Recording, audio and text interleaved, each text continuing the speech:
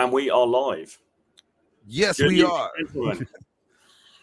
Good evening, ladies and gentlemen, fans of the Crucible, fans of Troy, fans of the Audacity Network. Today we have a doozy for you. We are cross-platforming with Andrew Wilson from the Crucible, here to face Rule Zero's very own 007, the bad boy of London, Yeah. Troy Francis. These two are going to be debating specific topics, and they have It looks like degeneracy in the West is the topic. Degeneracy in the West is the topic. So they are ready to start. Andrew, you wanted to open up with a statement?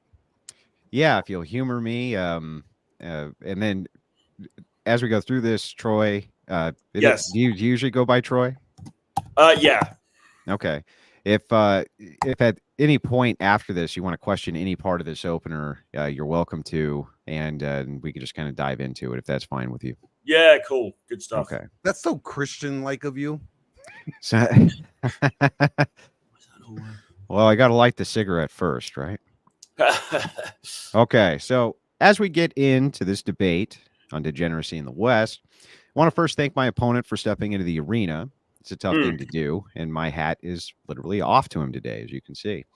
My opponent and I have two distinct worldviews, which share a small subset of commonalities in the realm of the descriptive, but even there we disagree and disagree heavily. The first thing I'd like to point out is the idea of religious judgment on others, a point of contention I've noted that Troy has quite a bit. There's a lot of pushback I've seen from Mr. Francis towards Christians who point out holes in degenerate ideology. However, let me point out that Mr. Francis himself also engages in judgment as a necessity to apply any of his descriptors for objective reality. Example, X thing is a red flag, or based on X history, you should be cautious. Do I blame Mr. Francis for applying judgments with his descriptors? No. In fact, I encourage it, or they don't make any sense. I just think to be consistent, he should extend this same grace to the religious. Next, on the issuance of degeneracy in the West and marriage specifically, I'd like to point out that while myself and Mr. Francis likely agree in state marriage being basically worthless in modernity and the point of secular marriage being basically worthless at this point, I wonder why men like him and others who push what I would consider a degenerate worldview don't point out that Christian covenant marriage and adherence to religion greatly decreases the chances of marriages eroding to the tune of 50% or more across the board, including remarriage. This is due to the thing we can provide that red pill descriptists cannot provide. That is religious infrastructure. Religious infrastructure can provide and does provide the one access to the same kinds of social shaming descriptors Mr. Francis would like to see, but pretends for some reason no longer exist. They do indeed exist. However, they can only exist in communities that have must-dos instead of subjective paradigms like be fucking happy. Religious institutional authority seems to be the answer to the very problem of hypergamy, which is something I've seen Troy rail against. The reason I think that these solutions, even though proven as a metric for greatly decreasing risk, for instance, Catholics and Mormons, even in the raw data, stand out as being less likely to divorce. Why? Well, it's due to infrastructure of community, which can be used as a hammer to enforce roles through shame and outcast status. The very thing I see many on your side say we can never have again, and yet we have it now. I would like to see these views reconciled by Troy, and I hope we can have a productive, even if fiery, debate. Yeah, no, absolutely. I mean, thank you for the thank you for framing the the topic in that way. I mean, there's a lot of fascinating stuff to get into here. I mean, I think where do we start, really? I mean, I think in some ways you might possibly be underestimating the level of my degeneracy, because I think like a lot of the red pill. Oh, I don't think I am. Well, good. I mean, and I have to be super careful here, because I've just recently reconciled with this is a personal thing. It's got no real bearing on the debate, but I've just recently reconciled with my ex-girlfriend, and we're getting into a thing, and she's Catholic, so that kind of obviously might change things for me somewhat. But in terms of wait, Troy, are you simping for your ex-girlfriend, bro? Well, I mean, you could call it that. You could call it that. I don't know. She's my one ISIS. But putting that to one side, basically my worldview, the thing is, right, so you've got the stereotypical red pill worldview is, look at all these hoes, isn't this terrible? It would be great if we could control their behavior and get them all off OnlyFans and back in the kitchen and blah blah blah, but we can't, because it's never going to happen. And this is putting aside what you're talking about with the religious, the covenant within religion. So therefore, why is that never going to happen? Well, no, I'm just saying that. I'm just saying this might be the argument that some of the higher profile red pill. Oh yeah, okay, got it. But what about from your perspective specifically? Well, my perspective as being, because I've been like, for most of my life, and certainly for the last 3 years, I've basically been single. I've been a bachelor. I've been somebody who enjoys going around and having sex and being promiscuous and not really getting into anything sort of serious. So in some ways, you have a bias, right? Well, in some ways, the status quo has actually benefited someone like me. And that's why often I'll go on these shows, like I'll go on Fresh and Fit, and there'll be like some OnlyFans girls there or something like that. And I'm not actually that critical of them. I'm not really sitting there going, oh, I should like shaming them. And then ironically, I get criticism in the chat. People are, Troy's a simp, blah, blah, blah. But it's not that. It's just more that I'm an individualist. And also, if you were going to if you were going to live that life, which is basically a life of promiscuity where you are dedicating yourself to sensual pleasure above all else, and I'm not saying that's a good thing, but if you were going to live that life, actually, the way things are at the moment kind of works pretty well. So, hang on, I just want to make sure I get this right. You're a status quo coomer? Well, coomer, Coomer, like just hedonic pleasure, have sex, have fun, drink, drugs, rock and roll, right? I've certainly been espousing that position for a period of time, and that's been relatively close to the reality. Because I think sometimes, sometimes online people amp up their position a little bit, but certainly for the last few years, that kind of has been my position. It kind of has been the position of like, well, look, things are all a bit fucked, but the reality is, I do enjoy traveling. I do enjoy meeting different women. I do enjoy having sex. So actually, in many ways, the things that some of the red pill people complain about, I'm not really that bothered about, because in many ways, they enable that lifestyle. I think we have this big sort of conversation about the divide between the red pill people and the trads. But I think there is actually, even within the red pill community, I think there's a tradness there, with the underlying thing of like, well, wouldn't it be so much better if we went back to the old ways? And I've always differed from that a little bit, in the sense that I've been more, I think, nihilistic, really, in the sense of like, well, actually, I kind of quite, the phrase. I get what you're saying, but maybe I can the decline. Maybe I can try this a different way. Okay. What's the distinction between your ideology and a feminist ideology? Well, you might argue, I suppose, that the end result comes out similar, but I think the motivation for it is different. I think for me, the motivation would have been maximizing my sensual pleasure, whereas for a feminist, the motivation is very different to that. The motivation would be, what's the difference? So if we're talking about women's liberation, we're talking about sexual liberation, which is something you're clearly for. Right? Because after all, you like having sex with them, right? Well, yeah. So sexual liberation is something that you're all for. That's the basis for feminist ideology, especially going back into the 60s. They have all of the egalitarianism, which I would guess that you're also for. What in the world would divide you from a feminist, sir? Well, I think it's the intention, isn't it? I think it's the motivation. I actually, a friend of mine who's now sadly passed away, but he was like a dating coach, relatively sort of red pill guy called Tom Torero. He made a video which he never put up because he knew he'd get flamed for it, saying, feminism is feminism's done me a great favor, or like I love feminism or something like that, for the reason that you're saying. Because sexual liberation made women into sluts, and you guys like fucking them, right? Well, yeah, but I would still say there's a distinction in terms of motivation, because their motivation, their motivation originally was equality. Then you could argue it became more than that. Then you could argue, people would say, well, third or fourth wave feminism, now it's about supremacy, or, getting rid of men's power. Yeah, but it's grounded foundations in sexual liberation, egalitarianism. You are for, right? Well, I mean, I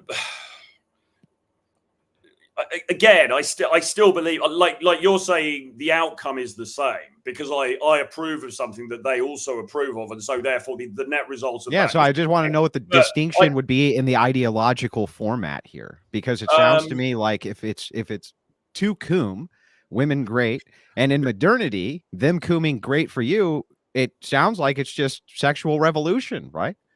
Sounds like it's just 1960s sexual revolution, egalitarian, feminist ideology, Troy. I mean, you still haven't, with respect, I mean, you still haven't acknowledged the point that I keep making, which I think the intention is different. Maybe you think that doesn't matter.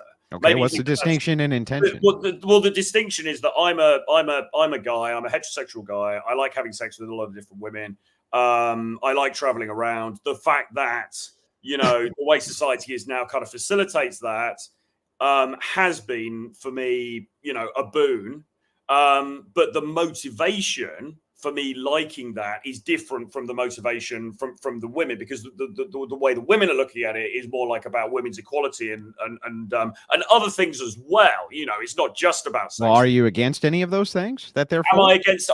Not particularly, because I'm also an individualist, right? I think where I have an feminists issue are also individualists, right? That's a hefty point of feminist ideology is individualism. Where I do have a bit of an issue with feminism is that I don't really understand what the point of it is now, if that makes sense, because we've now got to a point where it seems like all of the aims that they would have been achieved. And so, are you happy that all those aims were achieved? I mean, what, politically? I mean, you could argue politically, socially. I mean, isn't it? If you're talking about, for instance, your promiscuous sex, you're talking about promiscuous sex and sexual liberation. That led to this form of divorce, no-fault divorce, which creates the same incentives that you discuss as being bad for men inside the arena, and yet you yourself are actually advocating for this type of egalitarianism. That's insane to me. I would describe it, yes, as as being overall bad for men. It would be great if we could turn the clock back and we could go back to a time when things were different and marriage was for life and people took it more seriously and so on and so forth. I do get that.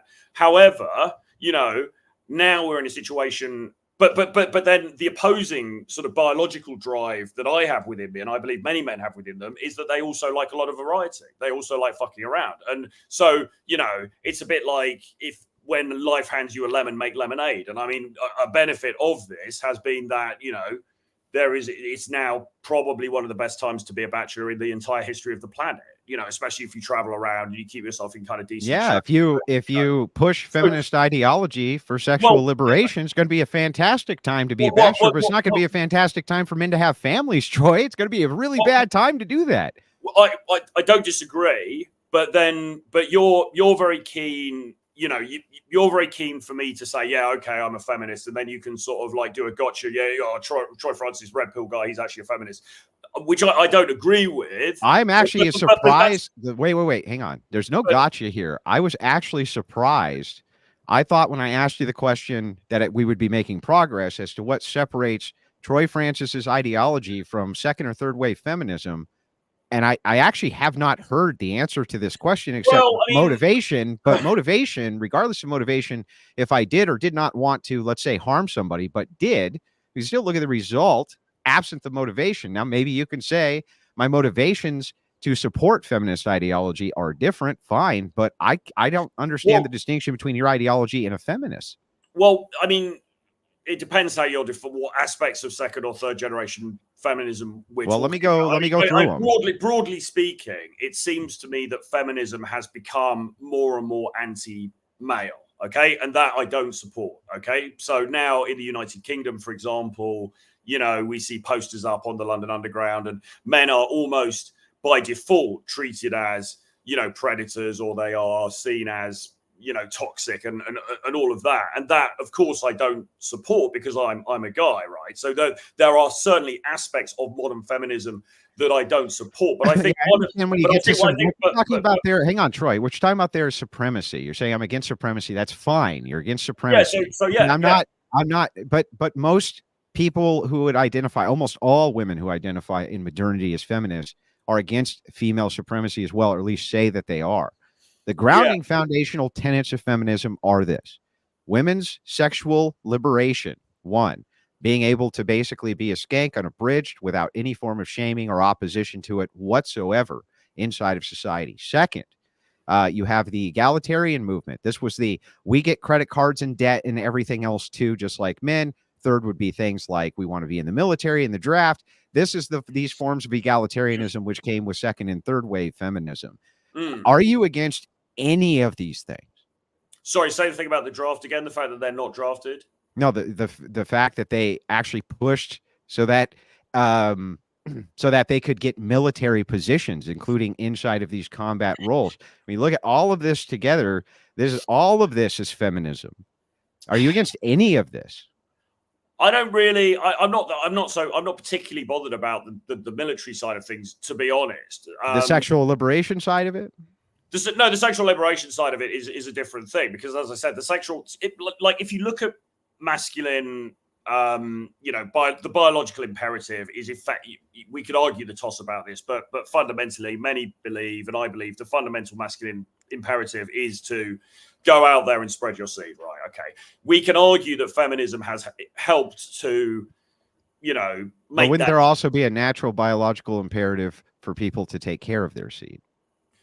Yes, that would be also baked in, right? Yeah, there is. But like, there's one other thing that I want to sort of bring out here, which I think is perhaps important, which is that there's perhaps a divide here between individualism versus thinking about the good of society, collectivism. Now, you know, and you're gonna hate me for this, and you're gonna flame me or whatever. I've always been somewhat of an individualist. Okay, now you can say that's selfish. It's a bit nihilistic. It's a bit. Well, what does that mean, individualism? Well, I mean, like I like Ayn Rand. I like Robert Greene. I've always been. So you mean libertarianism? Exactly. So so broadly speaking, my view on things has been colored by that, in the sense of like, okay, so what does this include, like pro-abortion? I'm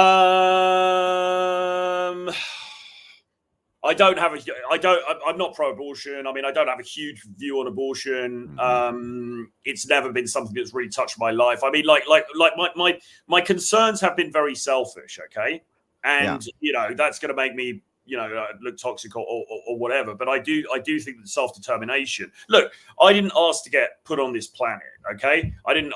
You know, I've turned up here. But every day that you're alive, you're asking to stay on it.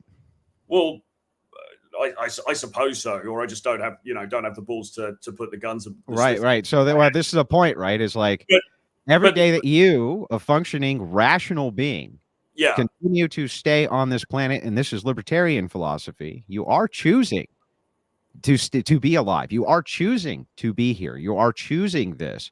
So you could say, I didn't ask to be here, but yet you're still choosing to stay.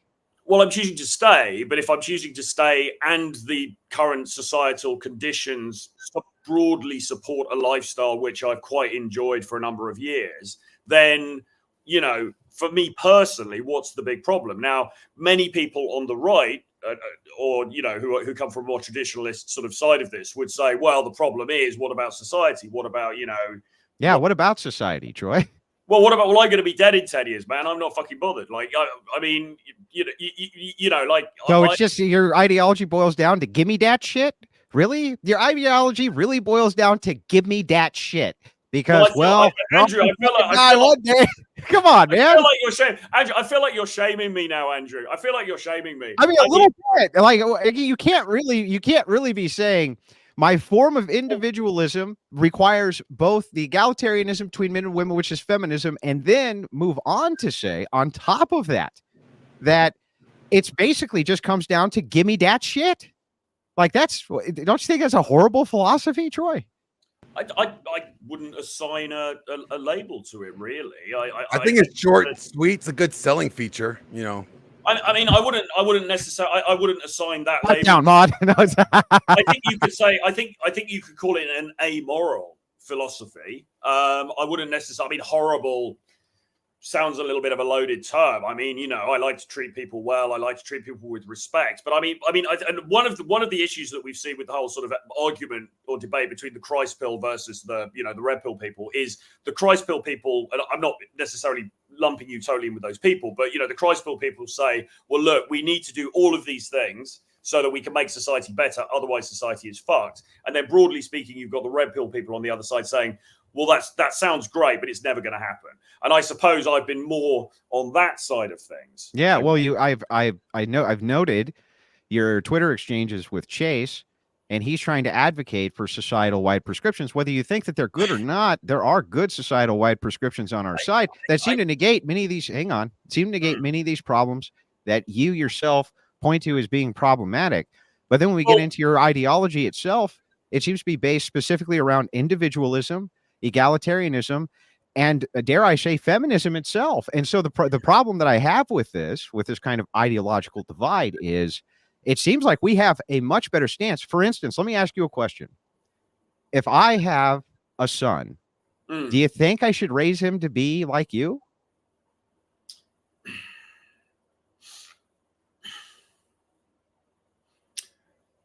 I mean, look, from a societal perspective, what benefit am I bringing to society apart from the wonderful insights that I bring on Twitter every day? Probably very little, you could argue. So maybe not. But no. So the answer is no. So ultimately, when you're arguing with these guys on Twitter, Chase, and other dudes who are saying, when I have a son, I want him to not be like this.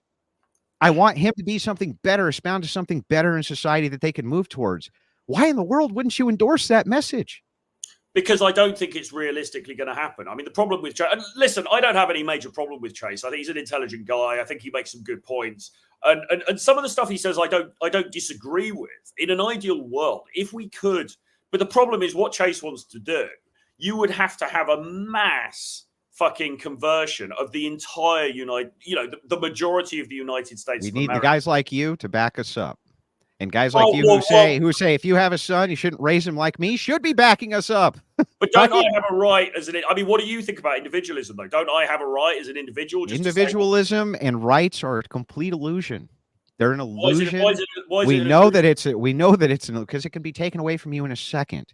You don't really have it. And even from your purview of an evolutionist, you know that has to be true because you believe in the concept of natural selection. What right do you have other than whatever nature assigns you? Nature will select your ass out. You have no right to even exist, right? I could get killed tomorrow. I could walk out in the street and get shot, but I don't see what point that rights are a collectivization of an idea of an entitlement absent duty. There is no such thing as these entitlements absent your own brain. And so when we look at, if that's true, then we're not talking about collectivism. You can still keep forms of individualism inside of a society and still push for collective ideas that make the entire society, thus the individual, far better. But what if people just want to have casual sex, though? Yeah, what if people want to coom? So it's gives me that again. This is my whole problem, right? Think about how selfish the ideology is, where you say, look, maybe society would be way better. Maybe we would have way more births. Maybe some of this feminism can be rolled back, but then I couldn't just fuck random skanks that I meet. Doesn't that sound awful? Like when you say it out loud, doesn't that really sound awful? It doesn't sound very romantic. Some of these are lovely ladies, man. Okay, well, no dunk on your ladies. Okay, I'm not saying that. Maybe they're the greatest people in the world. There's a bit of hyperbole there, shock value, but what I am saying is true. Is like random promiscuous sex. You don't want the whole world to burn so you can coom, right? That's the whole world's burning anyway. But isn't the whole world burning anyway? But it seems like because when people like me bring prescriptions to this and show the evidence for the prescription against the red pill prescriptions, not the descriptions, that I can't get them in any way, shape, or form to say, you know what, maybe just backing off on cooming a little bit and backing up the play of trying to get some kind of collective morality in society back is a good idea. Yeah, but I mean, look, if I stop cooming, and if I stop, as you call it, if I stop cooming tomorrow, right, it's going to have zero impact on the fucking planet, right? Because I'm one dude living in London. It's statistically irrelevant what I do. Well, okay? You wanted me to point to how many times one man in history damn near took over the world? How many times one man in history was able to destroy 1/3, half of its own population? Single men have more of an effect bubble than you think. I'm a nobody from nowhere. Maybe you're a nobody from nowhere. We all are, right? But the point is that, like, look, no, you do have an effect. And the second that effect is projected, it seems that people sway with what they see, with what the emblems are, with what the messaging is. They can be swayed to that. And so, yeah, we need you on this side. We need you anti-coomer. We need you to be like, look, enough of this, right? That's what we need. You know, I mean, listen, you know, maybe my cooming days are coming to an end. Yes. You know, I heard Catholic. Well, right. No, my girlfriend is Catholic, so I'm gonna have to address that side of things. If but no, I'm talking about, you know, arguments I've made in sort of previously and my position, you know, my position. And listen, I will say this. I mean, some of it is somewhat hyperbole in order to trigger people and just, you know, because I kind of find it funny and stuff like that. I understand that. I'm not using that as an excuse, but there is a little bit of an element of that. But broadly speaking, I think, I think that's fine. I think, in fact, some of the best things that you can do to trigger people for satire and things like this, but we can still see the subtext behind the satire. So we still know what the messaging is, even if it has a satirical angle. Pearl's a master at this, a master of satirically angling towards the message, but we can still see the message. That's why she has such a high following, right? Yeah. We can still see the same messaging from you, which is, it just seems to me, and I tried to break it down as I was going over your belief structure last night, and I'm like, I can't not find a delineation between you, first, second, or even third wave feminists, and why you would be angry or upset or ever say a word about Christ pill prescriptions, knowing that those seemingly will address many of these issues that you point out on your show as being problematic for society. I just don't understand, man. Well, I think so. I mean, let's say something like, say, hypergamy, right? So you could say, okay, so women have got these incredibly high standards. So now it's very, very hard for, you know, regular guys to find girlfriends and to, you know, to find a woman who's going to stand by them and all that kind of stuff. Right. Okay. So that you could say is a problem, I guess, it's been created because presumably that was less of a problem before when we lived in this much more structured society. Well, that's really weird then, Troy. That's a point against you to say that hypergamy is part of ontology, but yet we can live in a social paradigm where it's not a problem. Well, but it's not a problem for everybody. And so what we teach guys to do is to say, okay, but you can overcome the problem if you ascend and you get towards, you know, whatever the mythical number is, you know, the top 20% or whatever, because actually, you know, the dudes who are sort of at that, and look, you know, I'm not claiming to be, you know, I haven't got a Bugatti parked outside or anything like that, but, you know, if you can get to a certain level, then actually the access you can get is very, very good. And once again, you know, the fundamental problem that I have with this is, I suppose, is what's the term for this? But it's the division between the spiritual versus the bestial, or the body, or the, you know, the biological. Yeah, but let's dive into that then. So, well, the biological urge remains. So when you're talking about hypergamy in general, starting with that, you would make the affirmative claim that hypergamy even 60 or 70 years ago was not problematic inside of American society. Well, I think it always existed. I think it's got worse. I think it's okay. Yeah. Well, okay. It was at least under control inside of American society. What were the conditions which made it under control? But how happy were people though? On the happiness index, they were much happier. Right now, mental illness rates are through the roof, especially for women. Define what control is, though. Sorry? for that? What? Wouldn't you have to define under control what that means? Yes. So you looked at most marriages did not fail. Most. That was not a problem. Inside of relationships, they also were much more long lasting and robust, especially because you had church intervention. You can look at even what you would consider a metric for hedonic happiness, which would be things like mental illness, how many times you're checked in the hospital, the physical health of people. The physical health of people is worse than it's ever been with obesity. Mental illness is through the roof. You have divorce rates through the roof.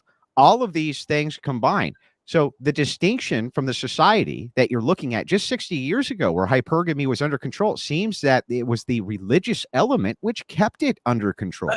No, I think I don't disagree with that. I think you know, if you look at the history of, like, say, the 20th century and into obviously the 21st century, the erosion of religion in Western society has clearly had a huge impact on society. And what eroded it? Sorry? Feminism eroded it.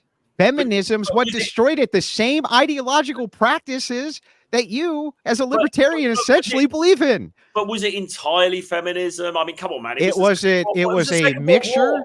It was a mixture of two things. Yes, Marxism and feminism, which became Marxist feminism. Yes, those were the two components which destroyed the West. But are we? I just want to question here. Are you guys saying that hypergamy is bad?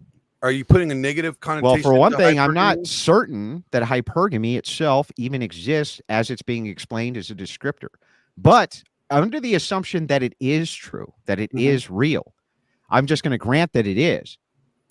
It still seemingly is under control even now in religious nations, and was under control in this very nation just 60 years ago. What's that statistic that Pearl always comes out with, of something like 1 in 4, you know, church marriages end in divorce? I mean, okay. Yes, and that statistic is incorrect. So let's take a look here, and I can show you. You can look under the Harvard did a massive study on this. Release date was 2018, where they made a comparison of people who had high religiosity versus low religiosity. Inside of this comparison, they piggybacked on studies going all the way back to 1984, where this was studied on in-group dynamics, meaning they would take like nurses and check it against nurses, and they would check, this particular dynamic of people or this subset of people. So they piggybacked all of this, and they created a meta-analysis, which for sociology is the highest form they can possibly provide for any type of standard, because sociology is usually garbage. But what they did find, and every single sociological study has looked at this, has found the more religious and the more religiosity there is, the less likely you have divorce, the less likely you have splits. And the reason for that, Troy, is because of the community aspect, which is the thing that the religious can provide. It's the chink in the red pill armor, and it always has been. The red pill cannot provide community. Because of that, they cannot combat this issue. Only the religious can. Well, I saw somebody making a video. I think it was Ali D, or I think is her name now, and she was Ali's great. And she was talking about this, and she was talking about the fact that she was talking about the covenant issue within religion, and how that is the thing that holds, you know, marriages together. Because if you start to step out or something starts to go wrong, then the people in the church are going to come and talk to you and everything like that. So I do get that, but again, we come back to the same problem. Well, hang on. Before we get into the next thing, let's stay on this point for just a second. What you just said there was key. Do you agree with me that people who come from single family households generally have worse outcomes? Just generally speaking. Yeah, generally, yeah. Just generally. I'm not saying always. Okay, so we're in agreement on that. Wouldn't you say the reason for that is because of the lack of community basis? Meaning that if you have two parents inside of the household, the community structure for you, the child, is way better.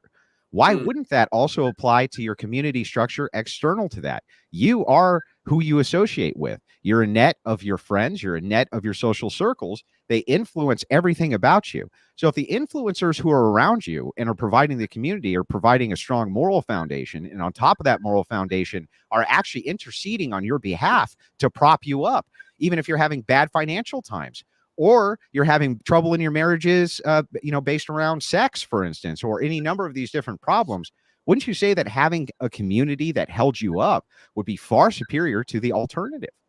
Well, it may well be, but the problem is it ever going to happen? And it's happening now. Well, the data shows that it happens now, and that's what we're trying to push towards. We're trying to push society that way.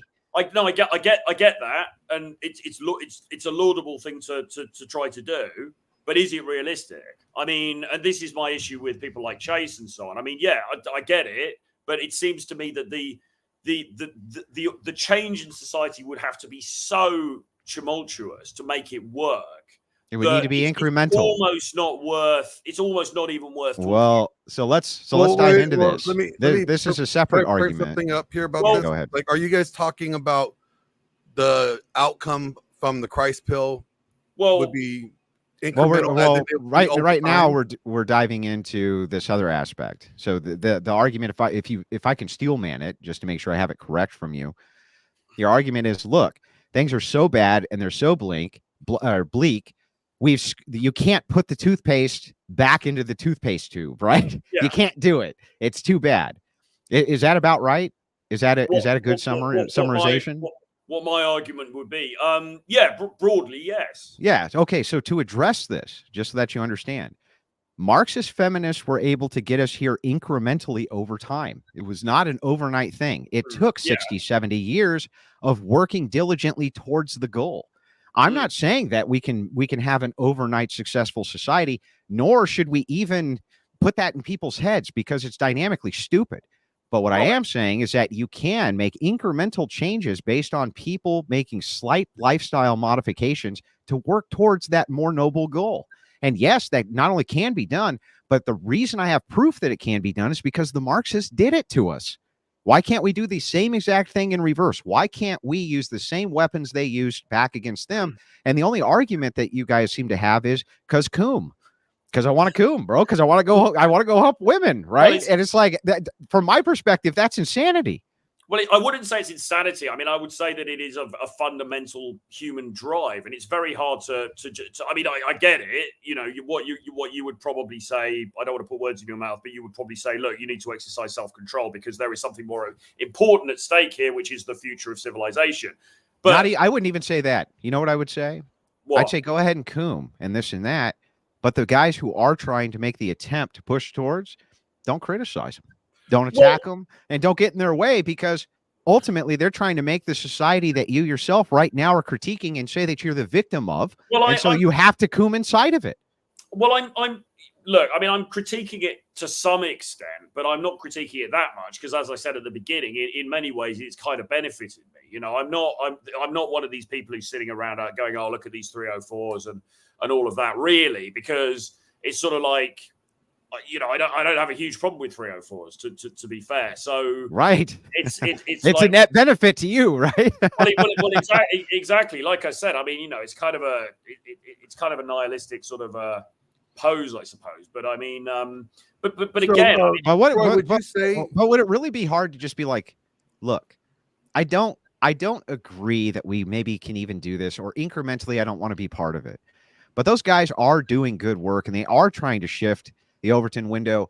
And because of that, I'm not going to get in the way. I'm not going to criticize. I'm not going to attack. Instead, I'll do my own thing. I'll talk to people in my own way, but I'm not going to attack Chase. I'm not going to attack these guys who are trying their hardest to at least move it that direction. That's where the big criticism comes, right? It's like there's a collection of and I see this everywhere in the red pill space.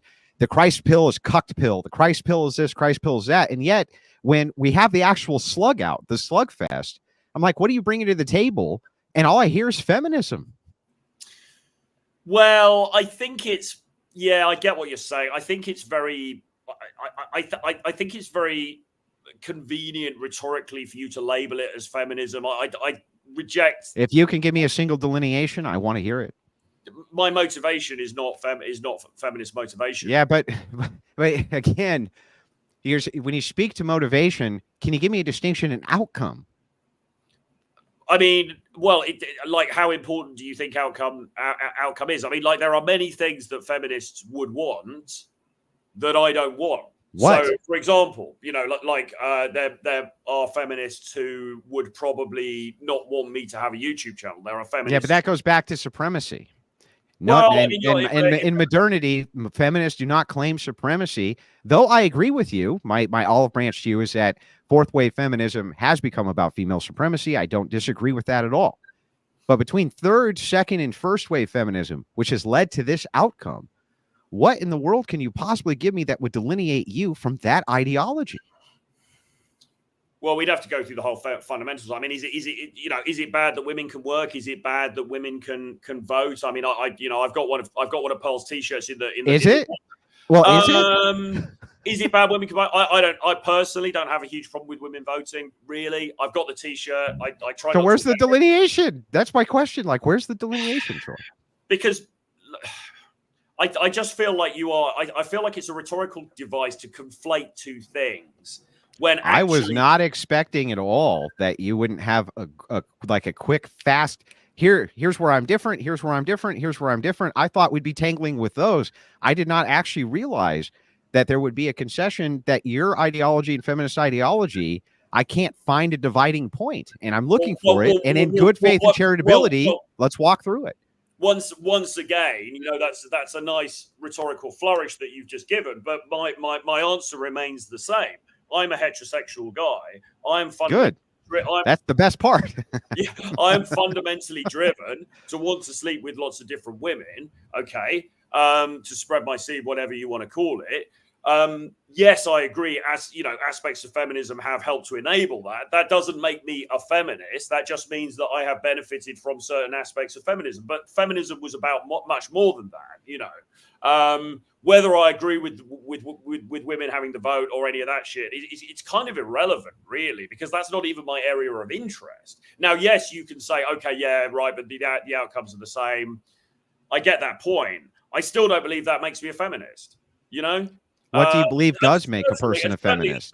Certainly, then when we start talking about second and third and fourth wave feminism, and you say, well, yeah, that's just supremacy. Well, no, I mean, if we're talking about feminism, that is feminism. You know, there are now women, who would probably want to, make it illegal for. In fact, I think it was Chris Williams. Yes, hang on. You're right. You're right that there should be a delineation made between each feminist wave and what the particulars of that idea. Hang on. I'm almost done. Yeah. And what the particulars are of those waves, so that you, in fairness, can have a point to make a delineation between yourself and those waves. However, to say that it's all the same would be like saying Christianity is all the same, or like saying progressivism is all the same. Of course, it's not.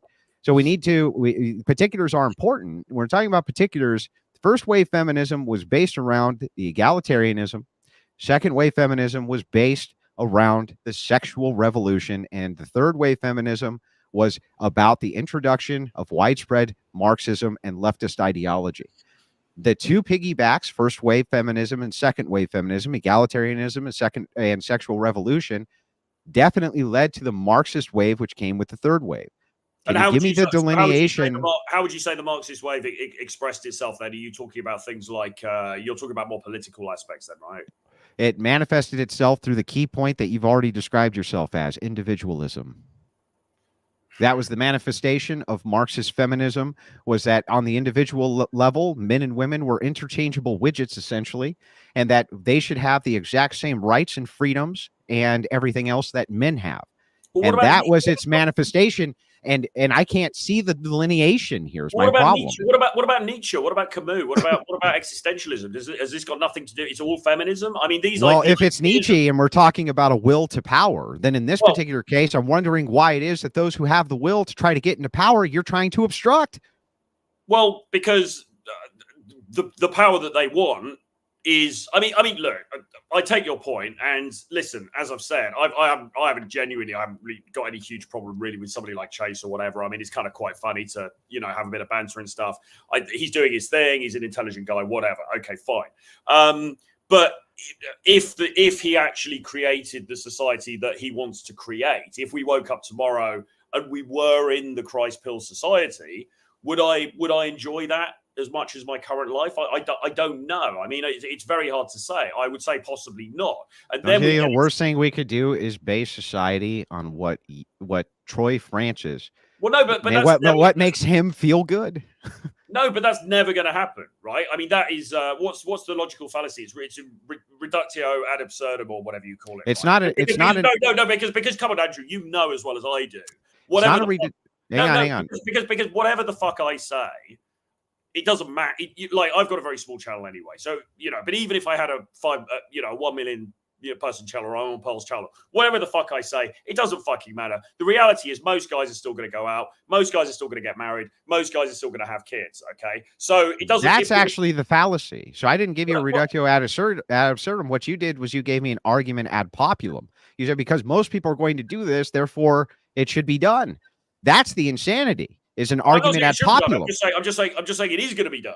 So the fact that there's no guarantee that it is going to be done. I take issue with that. I think that that is the fallacious argument, is an argument ad populum, because most men will do this. That means that most men will do this. And it's like, no, we haven't established that most men will do this depending on the circumstances they find themselves in society, because they didn't always do this. I suppose. Well, look, okay. I suppose marriage is becoming less popular, but we know the reasons for that. They're not even necessarily religious. They're more to do with the law of the state, aren't they? But the point I'm making though is that when I get criticism from people will say, well, if everyone acted like you, then society would cease to function. And to me, that's an absurd argument, because the reality is it's never going to fucking happen. It's just never going to happen. Yeah, well, that's again. In this particular case, saying it's never going to happen, that's not an argument. That's an opinion.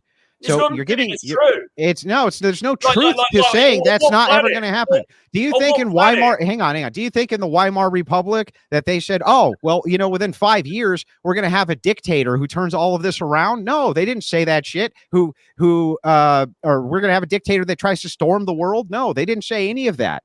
Right? Well, they would have said that'll never happen. That's an absurd. That's why you can't make those kinds of arguments, because those are absurd arguments. What we're looking for here instead is this. If you think that it will never happen, tell me why it won't. And then I can have a good argument with you on whether or not that's true. Because okay, so the reason it won't happen is because if I'm positing myself as kind of a degenerate bachelor who doesn't really want to settle down, who's not really looking to have kids and family and stuff like that, actually, the truth is that is an outlier position, because most guys do want that. And that's the reason why most guys in the red pill have the problems with hypergamy in current society that you're describing. That's why a lot of these guys are like, well, this is all bullshit. Because now you're arguing against yourself. So you just said most guys are going to go out and be promiscuous, but on the other hand, most guys want to have a family and children. Well, no, I'm saying I'm distinguishing myself from certain other voices in the red pill, because, I said to you before, I think a lot of people within the red pill umbrella, you would probably not describe them as trad, but I think there's a trad element to them. You've got people, because that's why they're criticizing. Yeah, I agree that they would be more on the right if you would consider right to be more trad. No, I mean, I don't consider myself, like I said, more libertarian, if anything. But I mean, as I said, I mean, my position has been more of an individualist, rather than somebody who is saying, well, wouldn't society be so much better if we could get rid of all these OnlyFans girls? Which I think, and then when Chase, wouldn't it be? Well, yeah, probably, but so I mean, so why not say that? Well, I don't subscribe to OnlyFans, but no, when Chase made the argument that isn't it hypocritical that these red pill guys, they're all complaining about hoes and all that kind of stuff, or they're encouraging guys to sleep with as many women as possible, but they're also saying marry a virgin and all that kind of thing. I do get his point, and I don't think there's validity to that point. But, this isn't special pleading here, but that's not really an argument I've made, because I've always been a dating coach, and I'm getting on a bit now, Andrew. You won't believe, I'm nearly half a century on this fucking planet, and well, may you have 50 more years, sir. Well, thank you very much. Even though I look so wonderfully young, but I've sort of. Well, I mean, at least one of us is aging well.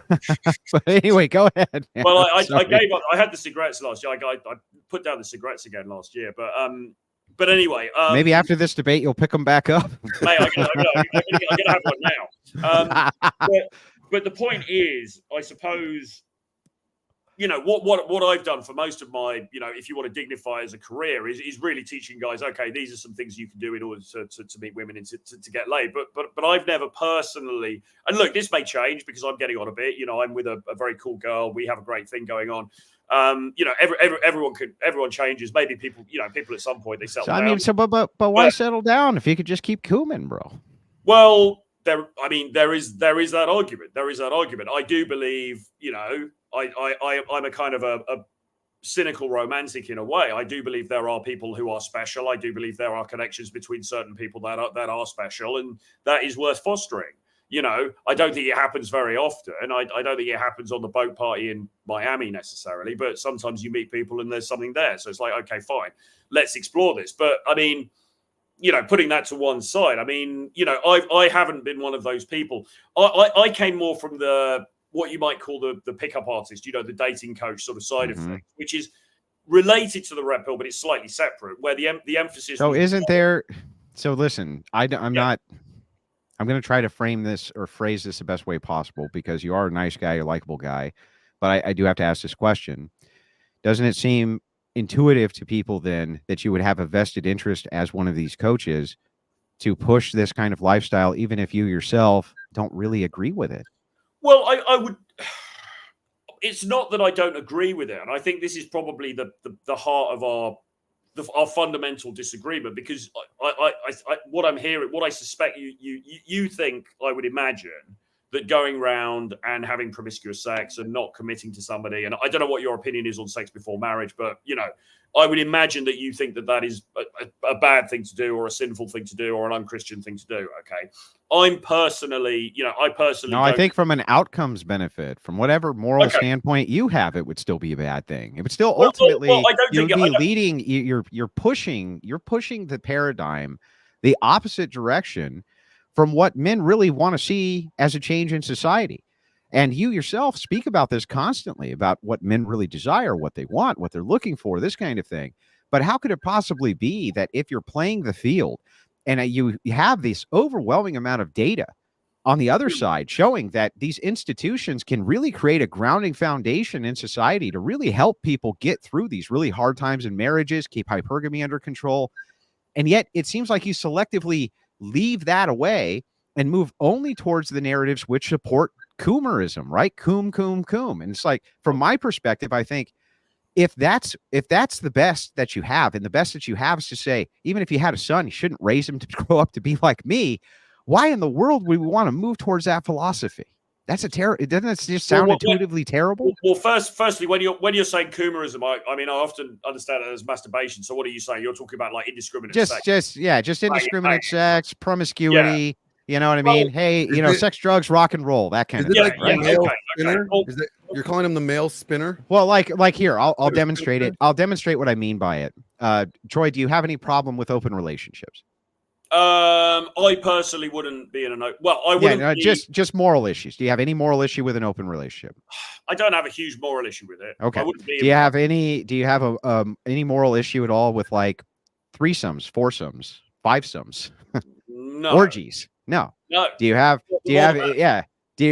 any moral issue with people having multiple wives?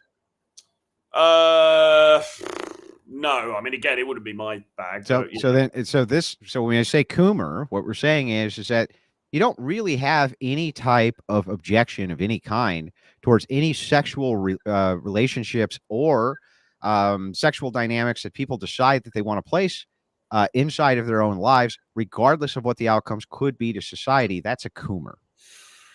Okay, well, fine, but I mean, you know. Obviously, people who, you know, we know some, you know, people who've converted to the other side, you know, people who've converted to Islam. I mean, I'm sure they would. I don't really want to get into that whole topic, but they would have their own view. You know, I know there are people on that side of the fence who believe that is a better society than we've got here. So, I mean, I don't know how you would answer that. I mean, that's one aspect of what you mentioned, having three. Well, the problem then is the loaded term of better. I'm not sure which thing is better. If I look at Eastern societies where there's Eastern Christianity, that seems better. Seems like there's almost no homosexuality. It seems like female hypergamy is kept under control in a very big way. It seems like they're staunchly conservative and they kind of move around family dynamics and family values. You're talking about Islam, where they literally require the women to wear burqas and walk around with another male. Yes, I can agree with you. That seems to be an extreme to Christian ethics, right? But when we're discussing what's better, even that alternative seems like it's less societally destructive than what is being proposed by the lifestyle which you live and then teach, right? Well, yeah, I mean, yes, I don't disagree, but again, it comes down to the argument of like, if everybody acted like I acted, then society would be a complete shit show. And yes, that's entirely correct. But once again, the truth is it's not going to happen because firstly, most to be honest, I mean, most guys don't even want to do it. That's my impression anyway. I mean, if you're a dating coach, most guys that come to myself and to other people I work with, they're not even saying, "Hey, how can I become this amazing player and go around and sleep with 100 girls or anything?" Most guys just want to find a girlfriend, to be honest. Sure. So listen. I'm gonna tell you an old adage in Christianity. Yeah. Right. My wife said this once on Tucker Carlson. It was one of the proudest moments of my life. She said, "Let all that was used for evil now be used for good." You can be teaching an ideology, which I consider to be ultimately an evil ideology. That does not even make you an evil person. Nor do I think that you can't have good come out of even an evil ideology, as I can give you multiple examples of where that happens. But that doesn't make it any less of an evil ideology. So if you say this does help men and you can give me examples, I would agree with you. There's probably tons of men who've been helped by your program to find a girlfriend, to find a significant other, this type of thing. I'm not taking that away from you. What I am trying to take away from you, though, is this idea that counter signaling those who are trying to move society in a way which we can move the degeneracy back. And it is possible to do. And we have the data to prove we can do it. That counter signaling, I think, is the most unproductive thing you can do. Yeah. Okay. Well, I take that on board. I mean, as I say, I mean, I think, as you know, I mean, I think the social media space, there's a bit of rough and tumble. I mean, sometimes it's kind of, I think it's sort of, there is a mischievous element in me where I quite like to just sometimes just post a bit, and it's an easy. Sure. It's an easy. Sure. Look, I like shit posting too, right? Here's the thing. Here's the question though about this. Aren't they just marketing each other? Aren't they doing the same thing? Like I've seen a lot of Tim Gordon stuff and how he takes things way to the extreme, saying that red pills bunch of Muslim non-white Americans, like he makes comments like that. Isn't that just as bad? Well, I don't think it's a good idea for us, instead of extrapolating as to what this guy over here says or this guy over here says or what the broader ideology is that's supposedly proposed. I think it's better for us to have these kinds of conversations and debates individually so that we can get to the individual ideology, which is backing whatever this kind of core overt umbrella is for the rest of it. I think that's far better so that we can get to the heart, not of necessarily what the umbrella is, but what each person is actually advocating within that umbrella. But I mean, Andrew, presumably, I mean, you would say, so what if we looked about it like this? What if I said, listen, I'm actually a pretty decent guy. I mean, okay, we talk about, the bad boy stuff and the dark triad, and that's attractive and shit like that. But except for the Coomerism. You're a good guy, except you're a Coomer, right? Well, I'm a Coomer, yeah. Okay, but no. So like, if I'm dating somebody, I'm going to treat her well. I'm going to, obviously, sometimes things happen, and maybe so, but in general, my intentions are good. We might have a sexual experience. We might be together for a period of time. I've also been in longer term relationships that have ended for various different reasons. I mean, is there no way in your worldview that could be seen as long as the people have good I suppose you're going to argue what good intentions. Well, where do the good intentions lead us, Troy? Well, I mean, and many women also, they enjoy, as you know, dating different guys. The Sure. 304 thing, right? Is that genuinely in your worldview such a bad thing? Is there no way to square these two things? You can't listen. Society is either going to operate under a model that men and women are interchangeable widgets, or it's not. There is not ever going to be an in-between. The reason that the Christ pill and the red pill, as it's called, I don't subscribe to whatever this Christ pill is. I think it's just like the red pill. I don't believe it's an actual thing, but rather it's a key core of individuals who are being pointed at as providing these individual ideologies, and they take an umbrella term effect to it so that they can lump everything in together, because as you know, lumping everything in together makes it easier to attack. right? Makes it far easier to Yeah. attack. So you can straw man people to death if you lump all of these individuals into a similar category, and then you're attacking all of them at once, right? Even if they all hold completely different views. Yeah. So I don't subscribe to this idea of red pill, Christ pill. Instead, I'm attacking specifically here in this debate Troy Francis's ideology. Troy Francis and what he thinks and why he thinks that. And I think that's a far better mode so that we can determine what is true and what is not true, and the dissimilarity in our ideology as we go through this. Well, yeah, yes, and I mean, you know, my version of it is arguably worse than than even some of the other red pill people that you've probably talked to in a way, because my version of it, as I've said, is actually has actually in the past been quite selfish. The only thing that I would say to mitigate that, or to, you know, maybe excuse myself a little bit, is that, you know, it's also been done, I think, with, you know, as much care and respect for other people as possible. I haven't gone out to deliberately hurt people. I've sought to treat people well and everything else. But, you know, I mean, there is an attitude to life. I mean, if you look at, if you subscribed to, say, a more, you know, existential view of life, I suppose, or existential view of life, or maybe even a more nihilistic view of life, where you say, okay, there is no purpose to this, right? We're here randomly. So there are certain And that's your view, right? Well, I mean, it has been my view. So in what world would that ever be good for people, though? Well, I'm not saying it's good. Like it's one of the most purposeless driven lives. Just say, this is the stake that you have, and this is all you have. So you know what? Just go with the flow, bro. Let's just do what we all want and coom all day. And I see when you're engaging on this particular topic between the Christ pill, the red pill, we'll just call them that, you know, so that we have this umbrella term, even though I would prefer not to use it. I think it gives the general idea when you're kind of going after these Christians on Twitter and things like this. These guys are trying their hardest to make a great effect, and they're just constantly countermanded, counter signaled, and attacked, not just now by the leftist scum and feminists, but now by some of you guys who are like, you should be on our side, not us on yours. You should be on our side. We're trying to actually affect the real change that you're after. And ours is better. I mean, it's clearly demonstrably better than just, hey man, live by the seat of your pants and coom. That's a bad ideology. It's not necessarily just that, though, because I mean, Camus would say, you know, you create your own, like, life is fundamentally absurd. Like, I'm not saying like just as a thought experiment. I know you don't believe this, but let's, you know, like the absurdist belief is life is fundamentally absurd, that it's random. There is no reason for us to be here. Okay. So I don't think you're an absurdist, are you? Well, I mean, you know, I've read a lot of Camus. I've read The Myth of Sisyphus many times, which is a great book. Or people should go and read that. I mean, it's fun, right? But like, you're not hey, murder's absurd. You don't think murder's absurd?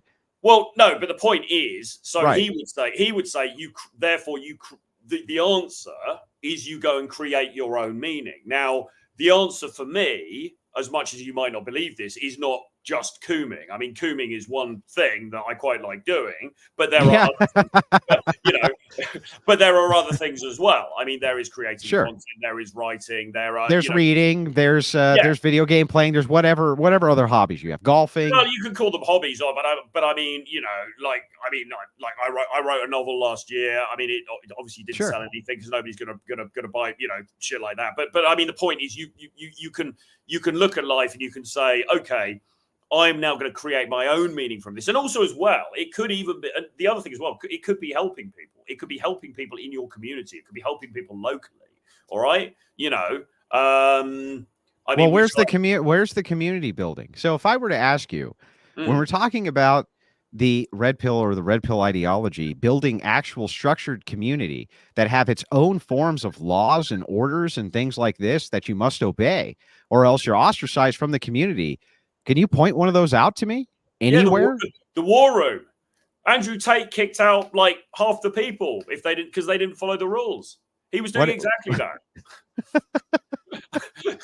I wasn't a member. No, I mean, no, well, no. I mean, people do. I mean, IRL real communities that exist where people can touch each other. They can be physical. They can share beers together. They can help each other out financially. They can help each other have roofs over their head. They can really take good care of each other. That's a thing that you can find within an ecclesiastical authority of a church. You can't find that anywhere in these communities. How could that possibly ever be superior?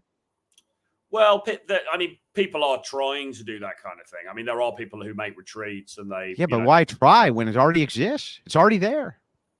Because then you have just got to point. You just got to point it out to people, right? It's right there.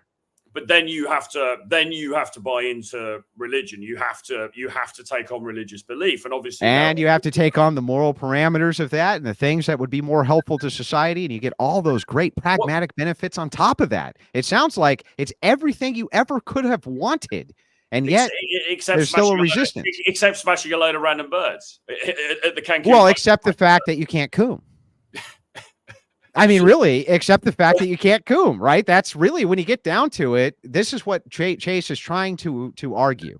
And I love Chase. I don't think he's a great debater, but I love the guy. I think he's a great guy. Okay. Yeah. And here's the thing. He is trying to articulate this concept, and he's trying to do it the best way that he possibly can. He's saying this already exists for you. You can already point people to this. And instead you counter signal it because you say, there's particulars which exist inside of this worldview, which will not allow you to be a fucking degenerate. That's the problem. Well, degenerate's a very loaded term, isn't it? That people like to well, Coomer. Let's just say Coomer. That is. Can I ask a question about both worldviews? How do either worldview oppose or provide any benefit or immediate benefit? Like, if you mean to a person, to an individual, or to a group of people? Well, let's just say what inside evidence do we have to support? So here's what you get as an immediate benefit within the parameters of Christianity. You immediately have a 2,000-year-old tried, true, and tested moral prerogative, which is then placed upon you for how you ought to live your life. You have an authority which exists, which can assist you in all of your living situations, period, across the board. That doesn't mean that they always will. It's not a place that you go for handouts. I'm just saying that there's a community which then exists, which can help to support you in all walks of your life. None of these things which can be produced by the other side of this argument. This is why I have such a problem with it. It's an Achilles heel for the red pill. But wouldn't you say, look, to be fair, wouldn't you say that the red pill has massively pushed male self-improvement? So you've got Fresh and Fit and people. But for the purpose of what? To fuck more women? Well, partly, but also to the purpose to level up as a guy, because there's also this whole level up to do what? Well, I mean, I go back to the Camus kind of argument, which is, I think self-improvement, I think, can be an end in itself. We are here.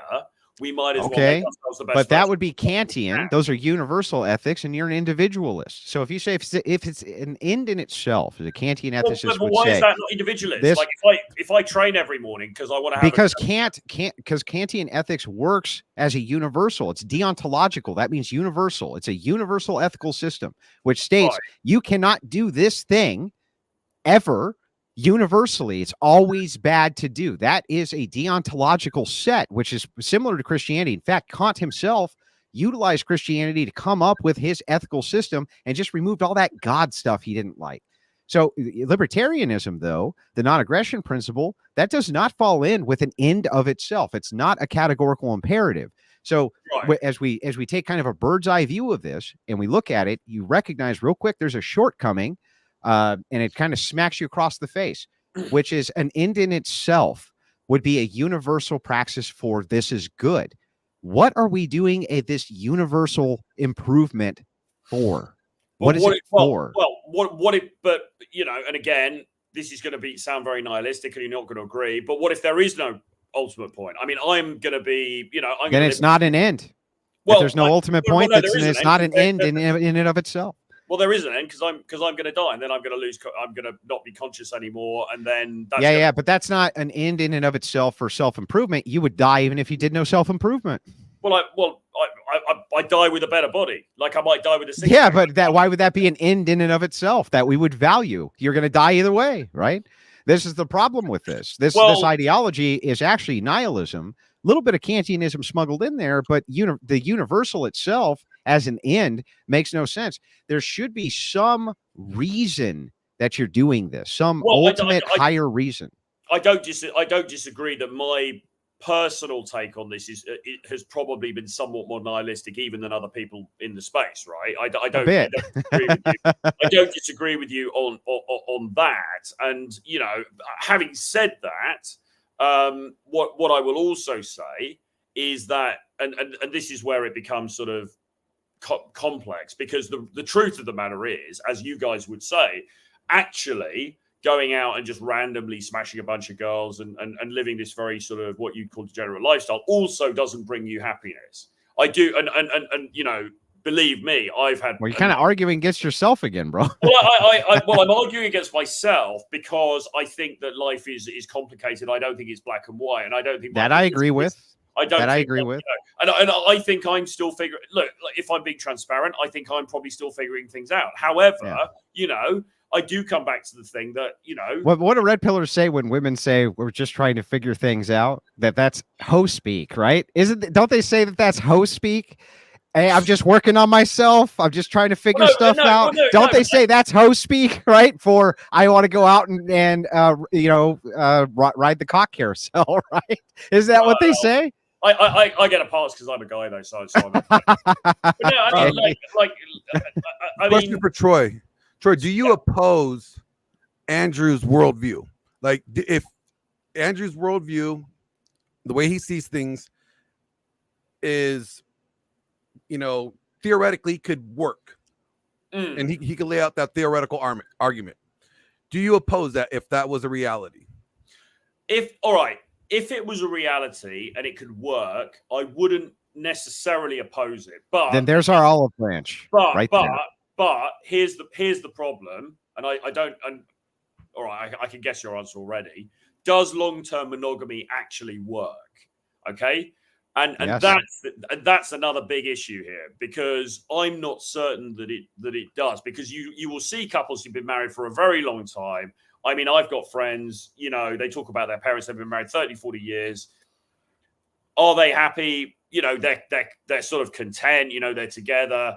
Does it really work in the long term? Is that really how human beings are programmed? Not only does it work, but it created the finest civilizations in the West possible. In fact, the UN Charter itself has had to acknowledge this, which is why it has a universal ban on polygamous marriages, because it even the UN Charter itself understands that one man, one woman makes for the finest bedrock of solid civilization. Literally, not kidding. The United Nations itself has declared this as being a social contagion, which needs to be eradicated. Well, why shouldn't they say that? Ultimately, as Myron Gaines himself has said, the nuclear family is the bedrock of civilization. Now, you can kind of make little tailorings and say, no, it's cross generations that do this. That's fine. You can still have nuclear families and cross generational families. Nobody's opposed to both at the same time. I'm just saying that ultimately, the reason we know that this is a social contagion and a plague is because it leads to this kind of endless coomerism that we're talking about right now. Well, I mean, somebody's just said in the chat, I mean, but most rich men have had grey divorce. Does marriage really, really work? And I suppose that's what I'm talking Well, actually, he's wrong. So if we look at these divorce statistics and we look at the 64% which are filed, you'll notate that the more educated women who are with the more educated men, which definitely gives a leap in income, generally divorce less. The more they divorce less. So the less. thing is like, it seems like monogamy works best for them. Now, the reason that we see all these cases come out of, you know, oh my God, look at this celebrity like Johnny Depp and these, you know, Steven Crowder and these other ones, it's because of the notoriety, because everybody knows who they are. So we can all take a look, this and that. But what about all of the tens of thousands of celebrities who have monogamous relationships, which have worked fine, that are never pointed to? I just think that there's a dual desire in people for variety versus stability. And that's been one of the big things that the circle that I've always tried to square in my own life and in stuff that I've, you know, content I've created and stuff, because I think that both men and women, you know, yes, we want that person. We are programmed to want a pair bond, yes, but also we like a bit of strange on the side. And that's why you had people a few years ago, like, you know, Andrew and Tristan sort of, I suppose that ultimately going towards Islam in Andrew's case, but sort of saying, yeah, you've got the main girl, but then you've got these other women over here as well, because the argument being, well, the male imperative is not monogamy, and it might not be for women either, you know. And but again, that seems to be, then why is it that those are the exceptions and not the rule? Why is it that Coomerism and polyamory and all of these different lifestyles seem to be exceptions and not the rule for what people move towards? People are moving towards marriage. They still want marriage. Young men report this overwhelmingly. They still want single girlfriends, and girlfriends seem to want single boyfriends. They don't want them to step out and have sex with other people. So why you say notoriety is the spice of life in a general theme, you will have to admit that most people don't seem to agree with you.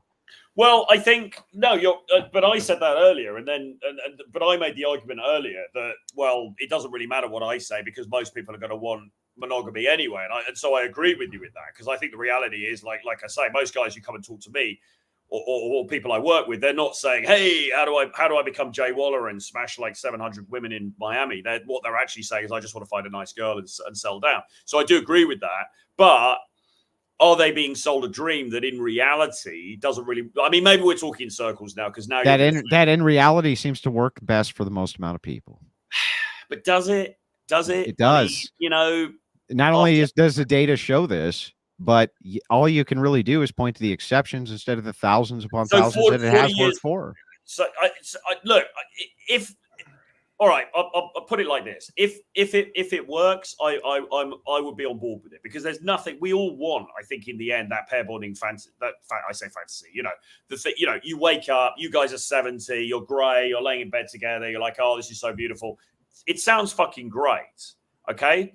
It's just that I've seen so many examples where it doesn't seem to have worked out like that. Yeah, but those examples are the exception. Again, while you can look at the prevalence of divorce inside of society, which is true, you still also have to admit that for most of it, most people did stay married, and that most people did stay inside of these monogamous relationships, and that stepping out, even now, by the statistics of how many men cheat, those are still exceptions. They're exceptions to the rule. Most men don't cheat. Most men don't step out. They don't do it. So how do you? I mean, how do you reconcile that, knowing that it seems like this kind of imperative intuition that men are wired to cheat? Most of them don't, though. And so how many men have the option to cheat? I think that the option, if you're going to say in the same breath that men will have sex with anything that they can get their hands on, then I would assume that every man has the option to cheat. Well, you say that, but I mean, there are dudes who just, you know, they're trying to think they can't get a date. I mean, they're you know, I've got dudes in my because they have preferences, right? And if you don't meet the preferences, they don't date. And one of the things that you would tell men is not to shoot outside of their preference, or not to shoot outside of what they're capable of getting, right? But if you were to say, let me ask you this, let's assume for a second that every man on planet Earth was a 5 and every woman on planet Earth was a 1. Every man could cheat, couldn't they? Well, I suppose so. Yeah. So then the question is what would you cheat with? That is what it is. If a man's truly only as loyal as his options, then there's a lot of fucking 1s and 2s out there, and they still aren't fucking them because they still have preferences. Well, I mean, if that's the toss up, though, they might just think, well, fuck it, it's not worth it. I'm just going to sit and have a cup of tea instead. Right, but this is the logical entailment of saying men are only as loyal as their options. It actually can't be true because they have tons and tons of options. Those options just don't fit with their preferences. So that actual topic for debate of saying men are only as loyal as their options actually can't be true because men have tons of options. They choose not to take them. And if it is that they only want an option to have sex with women hotter than their wives, then they themselves would be hypergamous. Well, I don't know if that's true or not. Well, I guess that's how are you defining hypergamy then? Well, that would have to be well, I think men. first. I think men theoretically. I remember actually the first interaction I ever had with Rollo Tomasi. I wrote a comment on his blog, and he came back and shouted at me because I basically said, "Well, you're talking about female hypergamy, but surely men are hypergamous as well because men, given the choice, would go for the best quality woman that they could get." And he came back and he said, "No, you don't understand. That's trophy wives. What are you talking about? Blah blah blah, or something like that." But no, I think in an ideal world, I think men would also be. We could call it hypergamous. I think if a man had two options and one of them was significantly more attractive or brought something else to the table, they're going to take the one that's significantly more attractive. We're going to go for that. Yeah, it's just. Are they going to step out with something significantly less attractive? Probably not, right? Probably not. And if the answer is probably not, and I think you can see that has to be true, at least in most cases, then that means that men do have options and they just don't use them. I don't know if that's true or not, and I'm not gonna be one of those like all right, let's see the source, but I'm just not sure if that's true. I think let's just step through it logically. Logical step one: if a man has the option of all things equal, same personality in a woman, but one's way hotter than the other one, which one will they take? The hotter one, yeah. Well, yeah, but what if you're some fat bloke in your late 50s? You're living. You'll still take the hotter woman, right? Yeah, but has he really got options? Has he really? This is the question, right? If you're going to take the hotter woman, then that means that the other woman that you would not take if the two options are presented, it means you would take that woman. So let's say that you bag a 6, right? Yeah. You still have tons of 2s you can go have sex with. You just don't.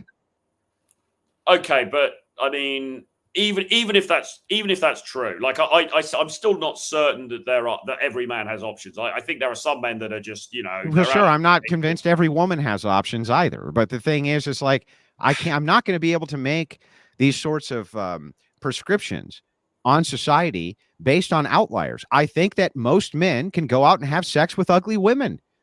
I think that they can. I think that they just don't fucking want to. And you know what? But Troy, I don't blame them. I don't blame them. Are you going to go have sex with a 500-pound chick? Well, no, but that's not a great. Can you? Well, no, I need some medical assistance for that. No, I know, but could you go to a 500-pound chick and say, let's go have sex, and she'd probably say yes? Well, I guess so. Yeah, probably. Well, then you have fucking options, bro.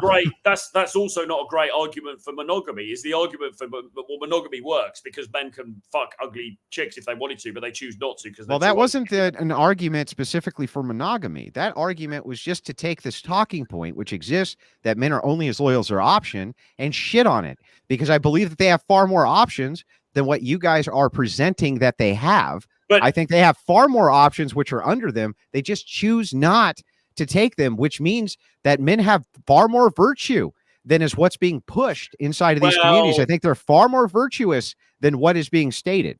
But the hypothetical is not is if you're talking about virtue, the hypothetical that's usually presented is not that you're talking about. The hypothetical is, okay, this is the kind of thing Myron would say. Okay, he's in a hotel room. There's 3 Victoria's Secret models in there. He can get to have sex with all 3 of them or one of them or whatever. Nobody's ever going to find out. Is he going to do it or not? And the reality is, most men, if they weren't going to get found out, they probably would do it. That's the argument. You're making a somewhat different argument. And what would consolidate that argument as a fact? Is what? What would consolidate that argument is factual, that he would indeed do it? Just that you think he would? Well, it seems to be the case. Seems to be. No. I mean, there is evidence that suggests that men are driven to spread their seed. I mean, there's plenty of data on this. There's plenty of studies on this. And yet, men are not initiating divorces at nearly the rate that women are, and yet men claim that they want to be in these monogamous long-term relationships, and yet you want to say to me that they're hardwired instead to spread their seed. It seems that their preferences don't match their biology, which is super strange to me, Troy. Well, I mean, I'm the only one who's living an honest life then. All of these other guys are fucking fake it. All of these other guys are fucking losers. Basically, all right, well, listen, we're we had you for what, 2 hours, but I would like, if you guys don't mind, here on the Crucible, we've always taken some callers. I don't think we're going to get to the super chats because we have to like wind this into the debate down. Do you mind if I bring in a couple callers to talk with you, Troy? Would that be okay? Yeah, absolutely. Yeah, of course. Okay, great. And then Glenn, I wouldn't mind doing quick closing statements before we can move on to some callers real quick. And then, I went first. So, generally speaking, the guy goes first, goes last. Troy, if you want to give your closing statements, go ahead, man. Well, look, I mean, I think that I take your point about not shitting on the people who are making an honest effort to try to move society in a direction that they believe would be better for society. I also take on board the fact that, look, I mean, is society ideal right now? No, there are many, many flaws in society, and many of those are, as you say, attributable to the things that we've talked about, including feminism. However, I also believe that men are hardwired to want to have sex with multiple women, certainly at certain points of their life, certainly when they're younger. Society currently facilitates that quite conveniently, and if you want to be a bachelor and you want to enjoy the fruits of that, this is one of the greatest times in the history of the entire planet to be alive. Right now, people will say, well, that's a very degenerate view to take. And what if everybody did that and blah, blah, blah. But as we've already said, as even you've acknowledged, most guys actually don't want to do it and they're not going to do it. So I think for the small subsector of people who do want to live that lifestyle, there's advice out there, there's guidance out there. There are ways that you can do it that I believe are, ethical, that you can treat people with respect. It doesn't have to be this terrible thing where you're, it's this really negative thing. And look, at some point, everybody might decide, people might want to change their view. They might want to settle down. They might want to change their ways. And I think that's also okay. But look, I mean, my fundamental issue with all of the trad stuff is not so much the trad stuff in itself.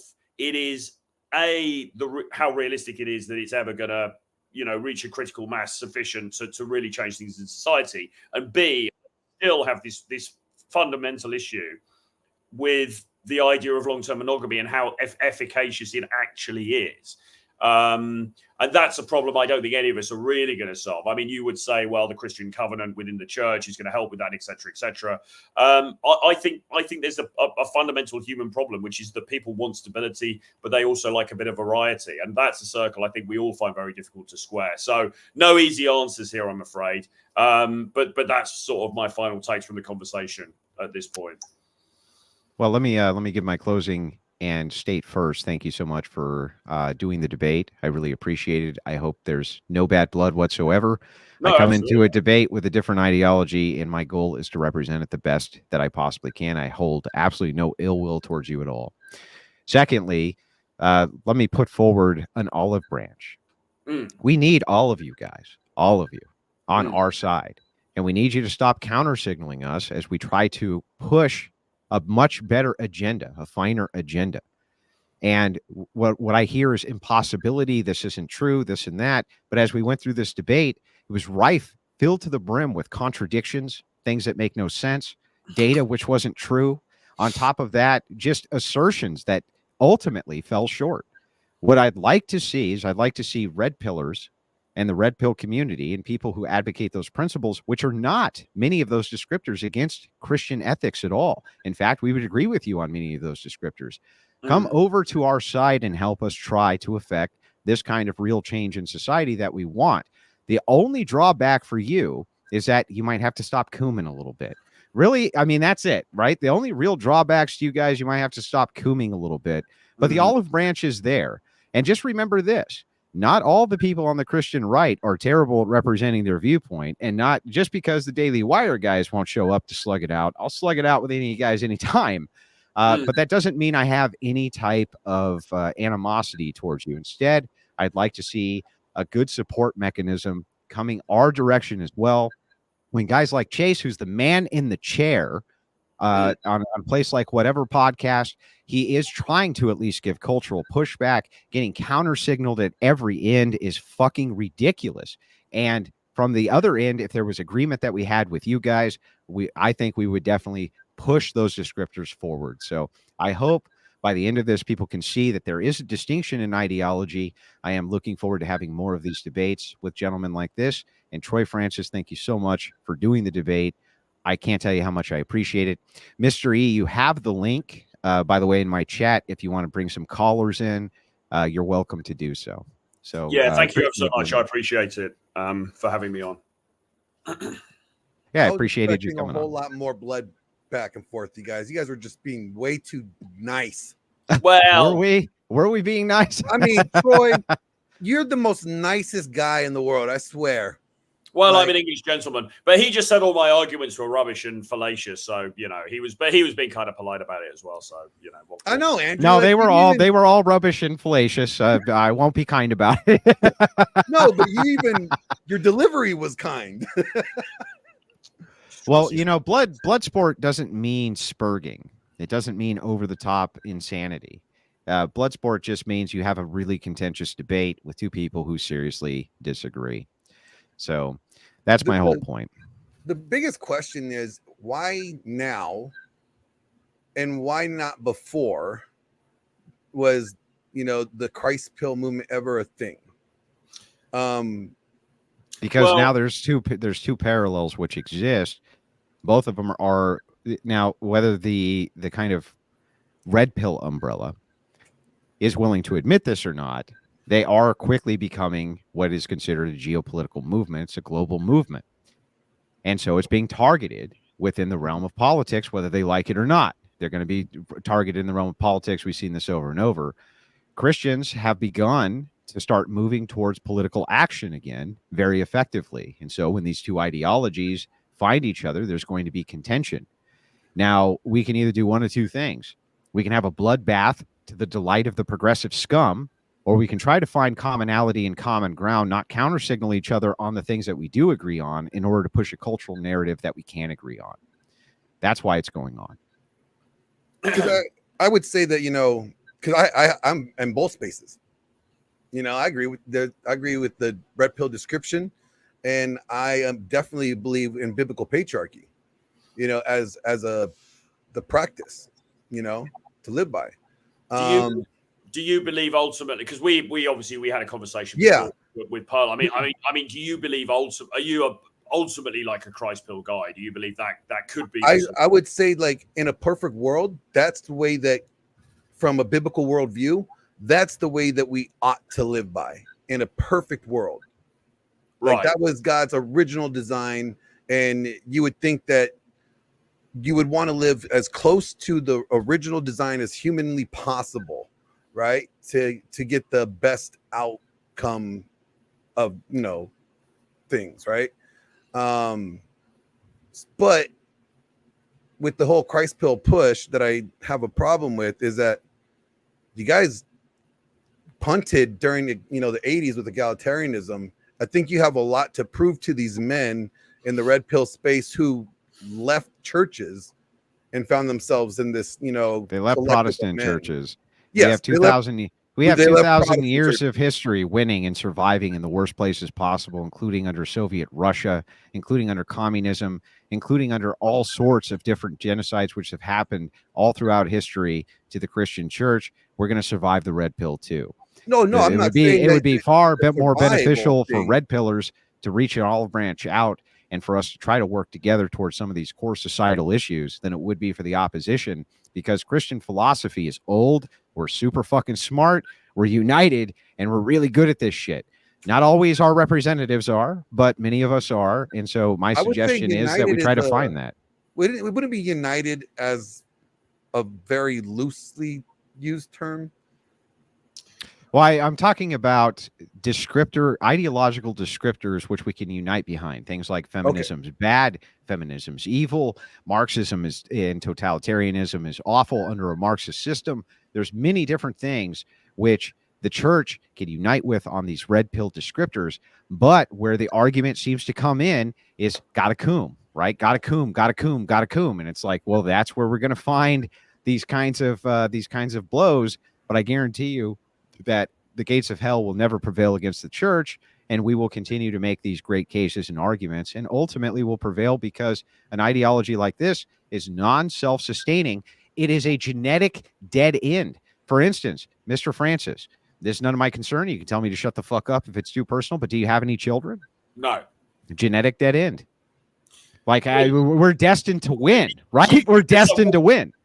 Well, I mean, in the end, nobody's destined to win because the earth is going to be consumed by fire and humanity will be completely forgotten. And so all of this will be irrelevant anyway. So yes, I mean, you know, if you've got kids, you know, your genes will survive for a few generations, and then you know, it's kind of it's an argument people like to make. But let's say it only lasts 1,000 years. I still want to win for 500 of it.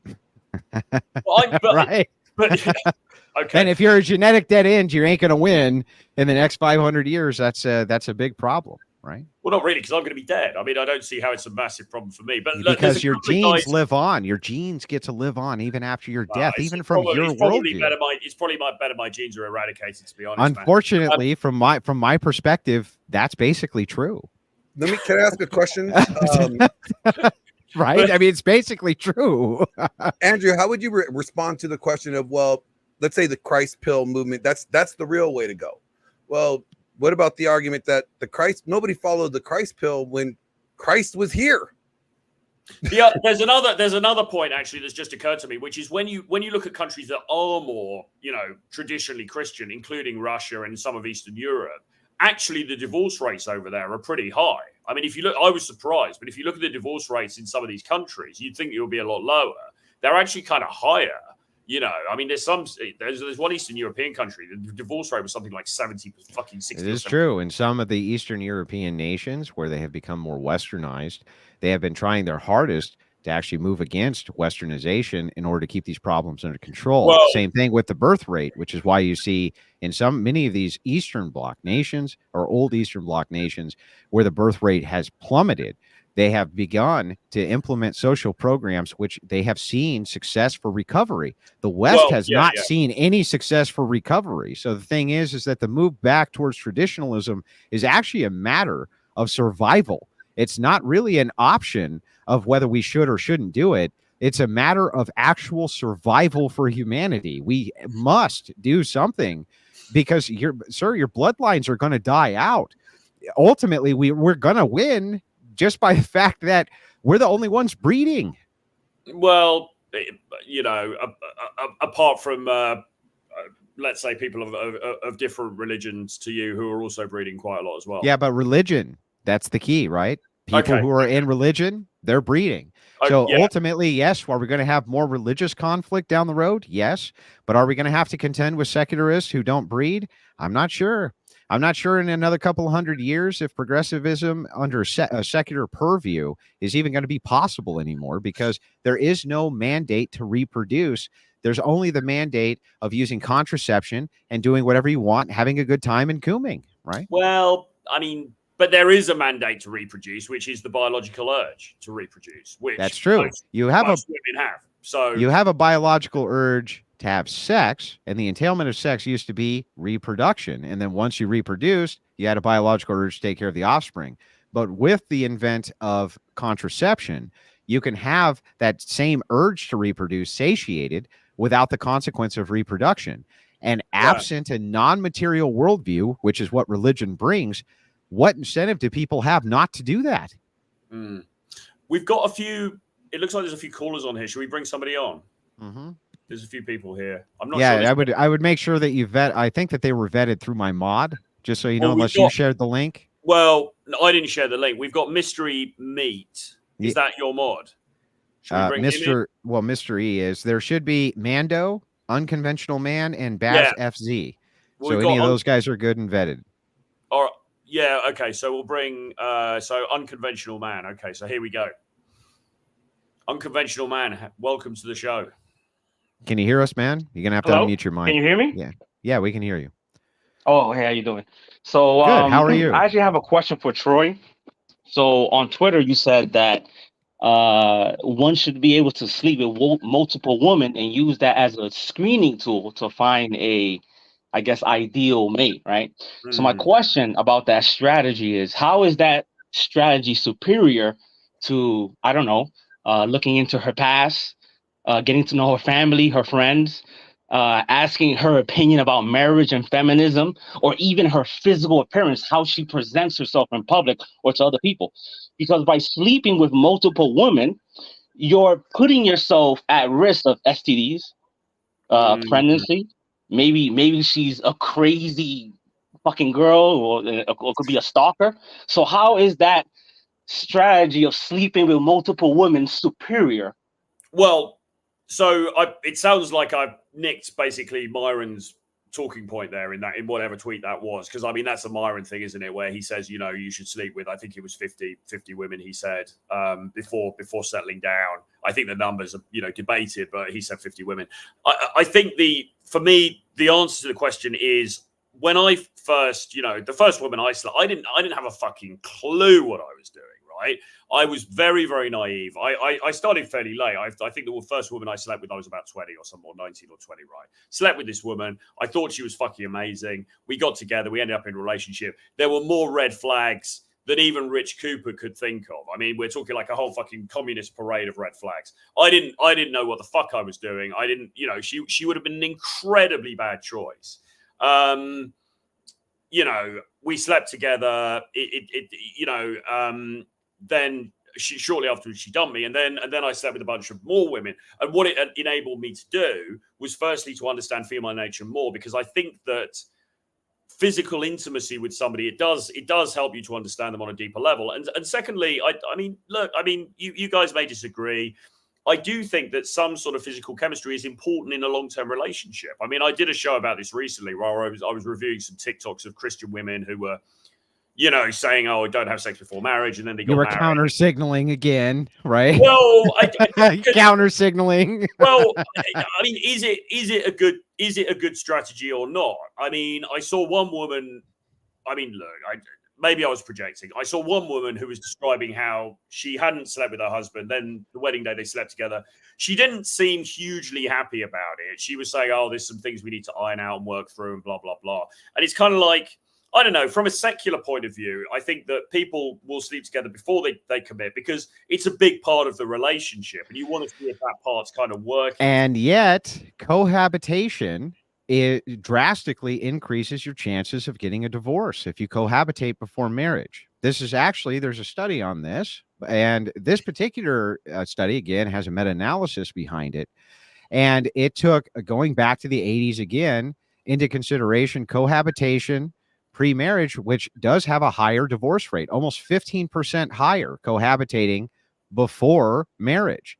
So all this, we got to test drive it before you buy it. It seems like that's counterintuitive. In fact, the study itself is called the Christian paradox, because secularists don't understand how that's possible. So why do you think why do you think that is? What's the reason for the, because I've heard the thing about cohabitation. Why do you think that would affect it? Because I think that on your side of this, that the ontological distinctions that you make with women are pretty spot on. They're pretty close to being true most of the time. But I think that the way that you read men is not correct. And I think that men have a completely different nature than what is being pushed by, guys on your side of this. It seems to me that if men are able to get a hold of a woman who they really love and care about, and they wait till marriage, they're happy for the rest of their life. In most cases, this seems to be the case. And cohabitation, or having sex beforehand, or intermingling beforehand, seems to complexify this situation. Yeah, I just don't understand really why. Because I mean, okay, I get that I'm coming at this. If I'm coming at this from a secular perspective, I might say, because men are more virtuous. That's why. I don't disagree, and I think that men will stay in a relationship for longer than women. And this so the ontology of men as virtuous, as more virtuous, at least in the opposite sex. It seems that absent the cohabitation, when they really worked really hard to gain that hand, and they did gain the hand, and off they walk, they got their virgin, they got the life that they wanted, they seem to be pretty content with it.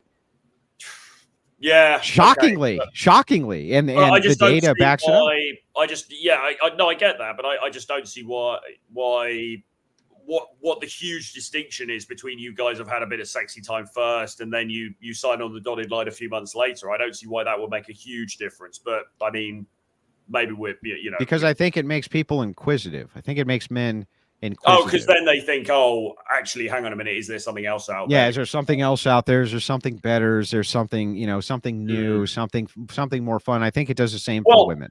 I mean, I think it does the same for women. I think that what happens is what's called an apex desire. At least this is what the data seems to claim, which is that if you're waiting for the right person for X amount of time, let's say you're in a courtship for 3 years with no sex whatsoever, and you finally tie the knot, right? There is this kind of apex of desire which happens that actually brings you closer. And that seems to be what they're reporting as far as the reason why it is that outside of cohabitation, it ended up being better for their marriage later on. Yeah, I mean, what's your opinion out of interest? You know how the red pill will always say, well, women get ruined because, you know, if they have a bunch of sexual partners, it's harder for them to pair bond. What do you think? Do you think the same thing can apply to men? It does. I'm inclined to agree. I think it does. I think it can. I think it's harder if you're a guy who. It also builds massive trust issues, and some of them in modernity seem to be well warranted. You know what I mean? But here's the thing, Troy. Let's be honest. The way that you are right now, the distrust that you have of women compared to Troy when you were 22 years old, it's got to be night and fucking day. Well, yes, you know, and but I don't believe that every woman is a bad woman. I believe there are. Not saying that. I would never say that. Of course, that's ridiculous. Take it to the level of every woman is bad. No. Even the worst misogynist, I don't think really believe that. Yeah. But I'm just saying that ultimately, it makes it harder because it does make it harder, right? So wouldn't that affect pair bonding? I suppose so. I mean, but then the problem is, you know, I have friends who will say, I don't personally do this because I'm not really into this vibe, but I have friends who maybe they've slept with married women and things like this, and they will say that some of the things I've seen now, I just can't trust women. I personally, you know, I draw the line at, like, I don't like to fuck around with that kind of thing, but you know, I can see from their point of view, but that's not. You know, what you seem to be saying is it's better if they just live in blissful naivety. What they would say is, well, no, I've now seen the reality. Is that naive? But is it naivety or is it a lack of corruption? Well, I mean, if women are going to do that shit anyway, and they've just observed it, then but they haven't always done that. And so if they are doing this and it's through an observation of social contagion, and it seems like trying to remove the social contagion is the move here. Yeah, but I mean, infidelity's always existed, though. I mean, you could say maybe a bit less, but you know. But the reason that virgins were always so highly valued is because in case of infidelity, that was why, right? They wanted to make sure that their progeny was theirs, and that's why it was so highly valued. They knew that it was, and the chances were much higher that it would be if they married a virgin. So why wouldn't you be wired to want a virgin, right? Yeah, okay, but well, just very quickly, because we got another guy to come on, but I mean, just very quickly, what's your opinion on the idea that, okay, you could wife up a woman who's a virgin or she's had, let's say, very, very minimal sexual experience, she's young, whatever, but then she starts to get FOMO, like a few years in, she's like, oh, fuck, actually, all my friends are having this great time. She sees the picture. You know, so this is a very real phenomenon. I'm not going to dispute this. But my position is that this exists as a social contagion, and that absent seeing the friends go out and go to the nightclubs and be skanks and hoes and be all over OnlyFans making thousands of dollars, without the comparison contrast, without the social contagion existing, much like LGBTQ, for instance, you see the apparatus for it significantly lowering. And why wouldn't it? You know what I mean? There's nothing to compare it to. So I believe it's a social contagion and not just part of nature. And that's a big delineation that I have with the opposite side of this argument. Well, let's we got the other guy here. So this is let me make sure I give you the right names. We have Mando. BASSF. Yeah, he's good. Yeah. Yep. Okay. Yo, can you hear me? Yeah, you're on. Nice, awesome. So I want to preface the question I'm going to pose by first completely agreeing with Andrew here. I know it might seem a little obvious, but this is something I thought about making a video about on my channel as well. And that is the fact, if you think hard about man's complaint about dating, most men don't ever complain about how they can't have multiple women. They complain about how they can't have one woman. And we Yes. have many words to insult men that want one woman. For example, By the way, Sim, Baz, I really like your Um, videos. Can you tell us your channel real quick again? oh, it is Basevzizi. I'm using my Yeah. username here. Okay. Okay. You know, Just we I have wanted to make sure you didn't get out of here without shouting your channel out, we, right? we have men stuck in the friend zone. Again, I ask, if man is so promiscuous, how does a man get stuck in the friend zone with one woman he's not having Well- sex with?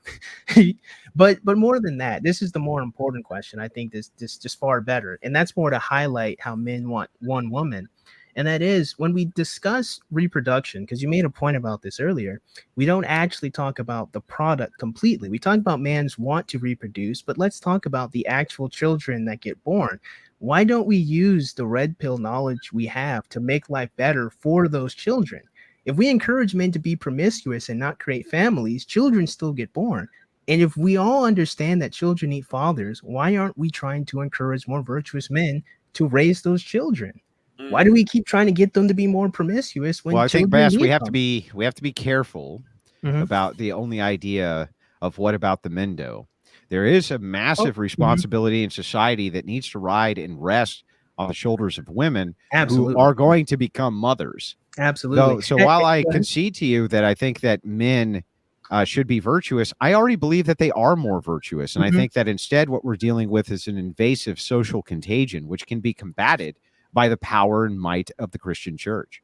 Absolutely. No, I agree. I got Absolutely. a question for you guys on this. Mhm. Wouldn't you say like there's passages in the Bible that kind of support the fact that marriage is going to be few? What do you mean? Well, Few. you know, Proverbs 31, how rare a virtuous wife is, right? She's as rare as rubies. And then you got in Ecclesiastes 7, Solomon talks about, you know, one out of 1,000 or 10,000 men he found righteous, but he couldn't find not one righteous woman. Yeah, but what does equally yoked mean? So if you're talking about what is equally yoked as well, remember that virtues can sometimes come later in life, right? None of us are any strangers to sin. None of us are any strangers to giving into passions, giving in to our own cardinal needs, things like this. None of us are above any of that. We've all been there. You're talking about virtue itself that can be found also later in life. I'm just saying that you can make societal conditions such that you can maybe find it earlier.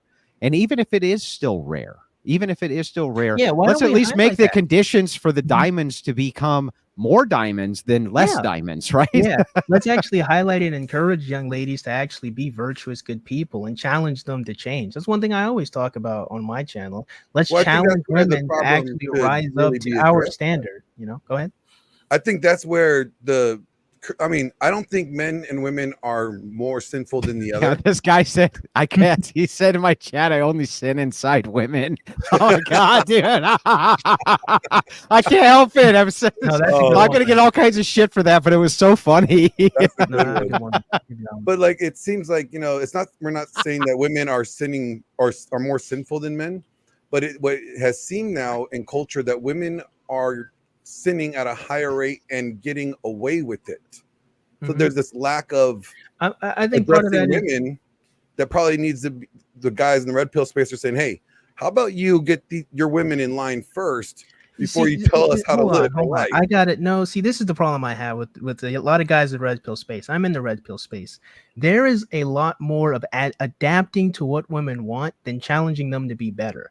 Like, yeah, like no, our I agree with man's you. here. I think I've seen him a few times. I can guarantee you, all he has done is adapted to what women sexually select. He has not challenged them to be better people. I guarantee you that has been his entire life experience growing up and trying to court women. And that's the problem. You can't give sinful women what they want. They're not going to get better. They're going to make things worse. So what I'm trying to say to Terry here, to Roy, I believe that's how you pronounce it, right? The reason why I wanted to direct the question towards you is because if we're encouraging men to adapt to women's promiscuous ways, where does this leave our children? Where does this leave the people that come after us? It doesn't seem like that's going to make the world any better. So why do we keep giving women what they want when it's terrible? Why do we start to begin with? Where do we? Oh, that's a good question. We start to begin with because we want women's favor, right? When I'm saying, but over to Troy, I mean, that's a good Yeah. question for you, right? Is like, Well, yeah, I want to go ahead. why move towards this egalitarianism when it seems like it's so foolhardy ultimately? Well, because men want to have sex with women. I mean, it comes. Women want to have sex with men. I'm sorry. Go ahead. No, I mean, it comes down to, again, I mean, it's a very bestial, it's a very simplistic thing to say, but the reality is, there are plenty of guys out there who they want to go out and they want to get laid, and as much as you guys don't like it, the reality is the current setup kind of facilitates that for men who are in a certain bracket. Now, you could argue, okay, well, you're just pandering to women and blah blah blah, but if the end result is you have sexual experiences that you enjoy with a variety of women, then that's a box ticked as far as. But Troy, isn't that more the apex of the men who can be promiscuous, not the vast majority of men who can? No, you're right. It is, and I think you said at the beginning, there are guys who can't even get a date. But that's overwhelmingly how young men absolutely. It's a huge problem, and that actually, I mean, that's one thing we kind of haven't touched on in this whole conversation. And you've got what you might call the incel movement or the black pill guys or whatever, and that may I don't see that situation improving, and that may socially become an even bigger problem as we move forward. I mean, what we're trying to, I suppose, do in a small way as coaches is try to help people to level up so that but in a promiscuous way, not like in a family creation way. Well, that's what I'm saying. What about our children? Because we're still not talking about them. Well, some people are. Go ahead.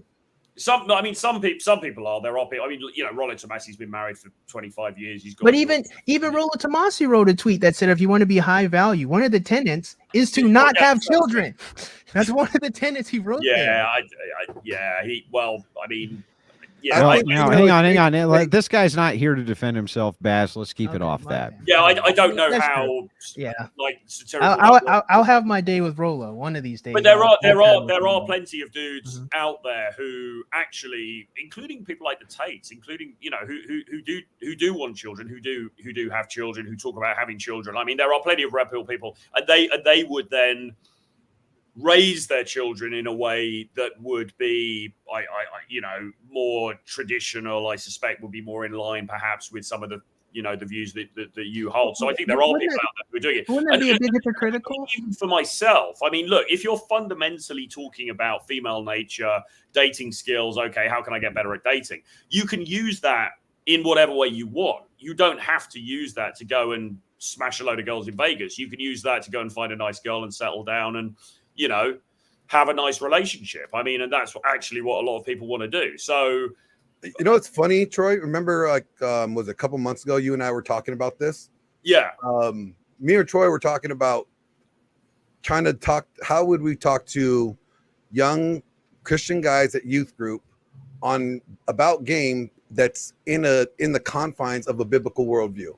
Like how to teach them to have confidence, how to teach them to be, what do you guys call it? Riz. I mean, but I think here's. I don't think that conversation's being had at the youth group with young men. Well, I think that's more a conversation to have with your father and your friends, and actually experiencing talking to women. Like, it's a trial and error thing. There's no secret sauce to it. You do it, you keep doing it. Sometimes you're successful, sometimes you're not. But the intention behind that can't be, well, I just want to have sex with them. And that's what I'm saying. Like as creators, as content creators, we have the ability to, at some level, influence people, and we should direct them towards something far more positive than I just want to have sex with women. I think we can do more than that. And I think if you're a dating coach, it shouldn't be, I'm just going to teach you how to raise a woman and have sex with her. What's the next step beyond that? Let's actually encourage these men to be better people than just those who just want to just have sex. And from that extent, those men can actually, reach the women that they're talking to. Look, I mean, I get it. I mean, I personally, I don't have any issue with whatever people want to do. If people want to get married, they want to find that special woman, they want to settle down. I'm not saying people shouldn't do that. I think that if you find a great woman and that's what you want to do, that's great. Good for you. But I also think that, I also think a lot of people do that, not necessarily for religious reasons, because that's what society tells them that they should do. And I think that it's also worth pointing out that you don't have to do that, because actually, I also know people. I also know people who've been through divorces. I know dudes in their 60s who've been through terrible divorces, and now they're sort of living the dream, really. Maybe they've got kids, they're single, they're traveling around, they're working on their businesses, they're having a good time.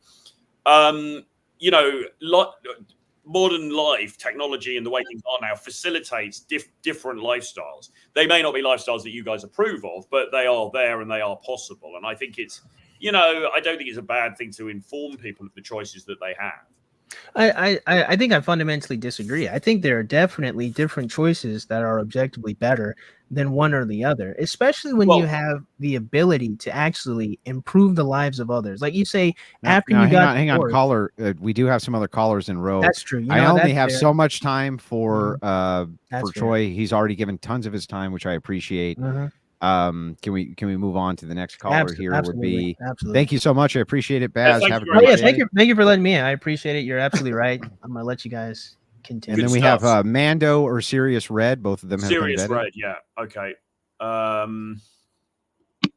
Andrew, wouldn't you think that there is a lot of steps to have to take first and like be worked on in the ground level of the, we'll say church as in a big C, like Christian communities in general together before they could even think that they can make any significant impact? Let's start with step one, which is a discussion. Well, there is another argument, which is how do you make the church more attractive?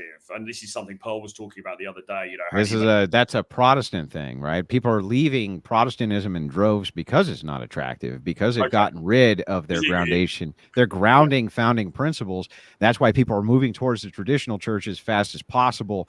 And I wish them all speed. May Protestantism finally go by the wayside as it was always meant to, because those are the trends, man. Those are the trends. Yeah, I'm afraid I was brought up a Protestant, man. So you know, I was. Many people are, but we love you too, and we need you over here in the Orthodox Church. Yeah, Andrew's been recruiting me now for the last You're coming, Glenn. You're coming, whether you like it or not. What about Catholicism? I'd rather see a Catholic than a Protestant. Okay. Yeah, just don't go to. I'd rather see a Catholic than a Protestant, but I mean, here's the thing: I'm conflicted on this because there's a lot of based ass Protestants. Like, there's a lot of Protestants who I'm like, you guys are fucking awesome, right? You guys are based as shit. You have all the right viewpoints. You know what I mean? And I hate to see them wasted on Catholicism. I'd much rather see them come over to Orthodoxy, where we need you the most. You know what I mean? But that's just me. Yeah, that's just Andrew preferences, right? Yeah. So we got so Sirius Red, or are you there? Yeah, can you guys hear me? Yeah. Hey, so I'm kind of in the middle of you guys on this. I'm like a red pillar who has some Christian sympathies. The reason I feel that way is because I was really struggling in life, and I kind of was exposed to red pill content, let's say, and like it improved my life like dramatically, helped kind of save my life, you know. So how can we save it the rest of the way? Sure, no, I understand. Saved, right? Like Christian, sure. So in my opinion, the red pill matters. The reason this matters is because it helps struggling men, like my former self. These types of men make up a very, very, very large part of the population. And I believe that the red pill prescriptions mainly aim to raise up men to a higher level. In my worldview, masculine excellence is the most important. Can I back you up, Sirius Red? I'm sorry. Sure, go ahead. What prescriptions? Yeah, I can explain that. I wrote some stuff down, so I was just kind of reading it. But so in my worldview, masculine excellence is the most important goal to achieve because it's a trickle-down effect. When these men that are struggling, when they improve themselves, they gain confidence, self-esteem, happiness, things like this. All these things benefit women by result. So you start with the men, and then you work your way down. And it's not even necessarily you're doing it for women as a man. It's more like you better yourself, and then everything else gets better as a result of this, right? So why would this sort of self-improvement, and I'm guessing that the types of self-improvement that you're talking about are things like being in better shape, materialism, more money, things like this, right? And if you have these types of material condition improvements, this leads to not only you being better, but there's a trickle-down effect to those around you. Is that correct? Not exactly. I wouldn't say materialism. What outside of materialism can you give me as far as a betterment, which is a prescription of the red pill? When you say materialism, are the only two things that exist in the world materialism and religiosity? No. There's you can make a claim towards the metaphysical as well. What's an example? In this particular case, like the laws of logic would be metaphysical. So it's these are things that you might agree these are things that you might agree that exist, even though you may not agree that God exists, but you would say that these are immaterial concepts which exist. When I'm talking about materialism, I'm talking about, in this case, just stuff and physicality or naturalism. So external to naturalism, virtues and things like this, you wouldn't consider to be material prospects, right? Well, I do believe that like achieving these types of things, like improving your financial success, your physical success, and your ability to like speak with other people, I do believe these metaphysical type things you talk about actually aren't metaphysical. Those are no. I'm saying the metaphysical things you are talking about, like virtue. Your virtue is improved by achieving those things. I do believe that to be the case. How is you being in better shape and having more money make you more virtuous? It helps your ability to provide value to the world. Why would that be a virtue?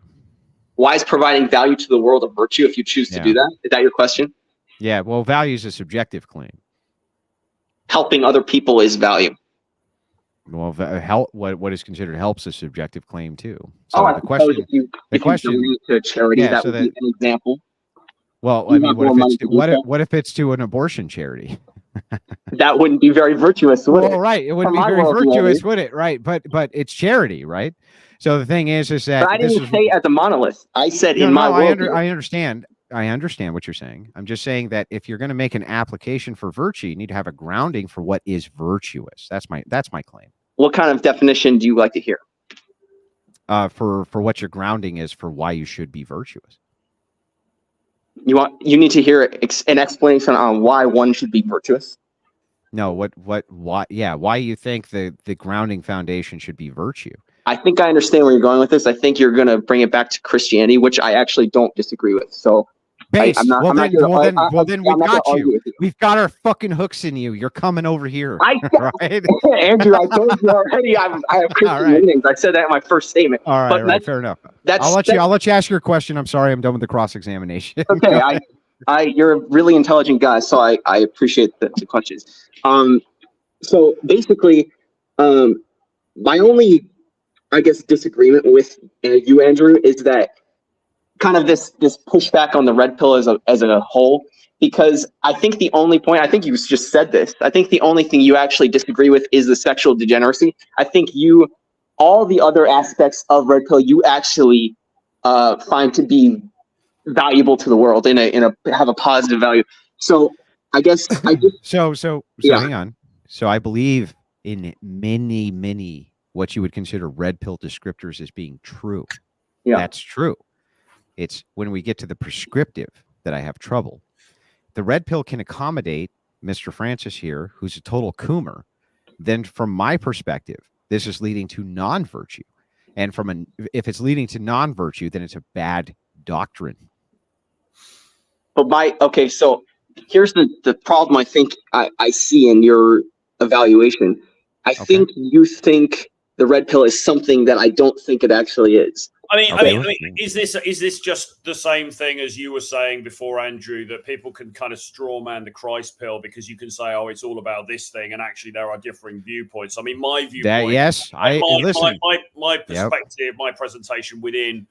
I'm not trying to straw man. Rather, I'm trying to engage directly in ideology of Troy Francis versus what Serious Red considers to be red pill versus my ideology, which does make it more complex. I agree with that, but I'm trying my hardest not to make this a straw man.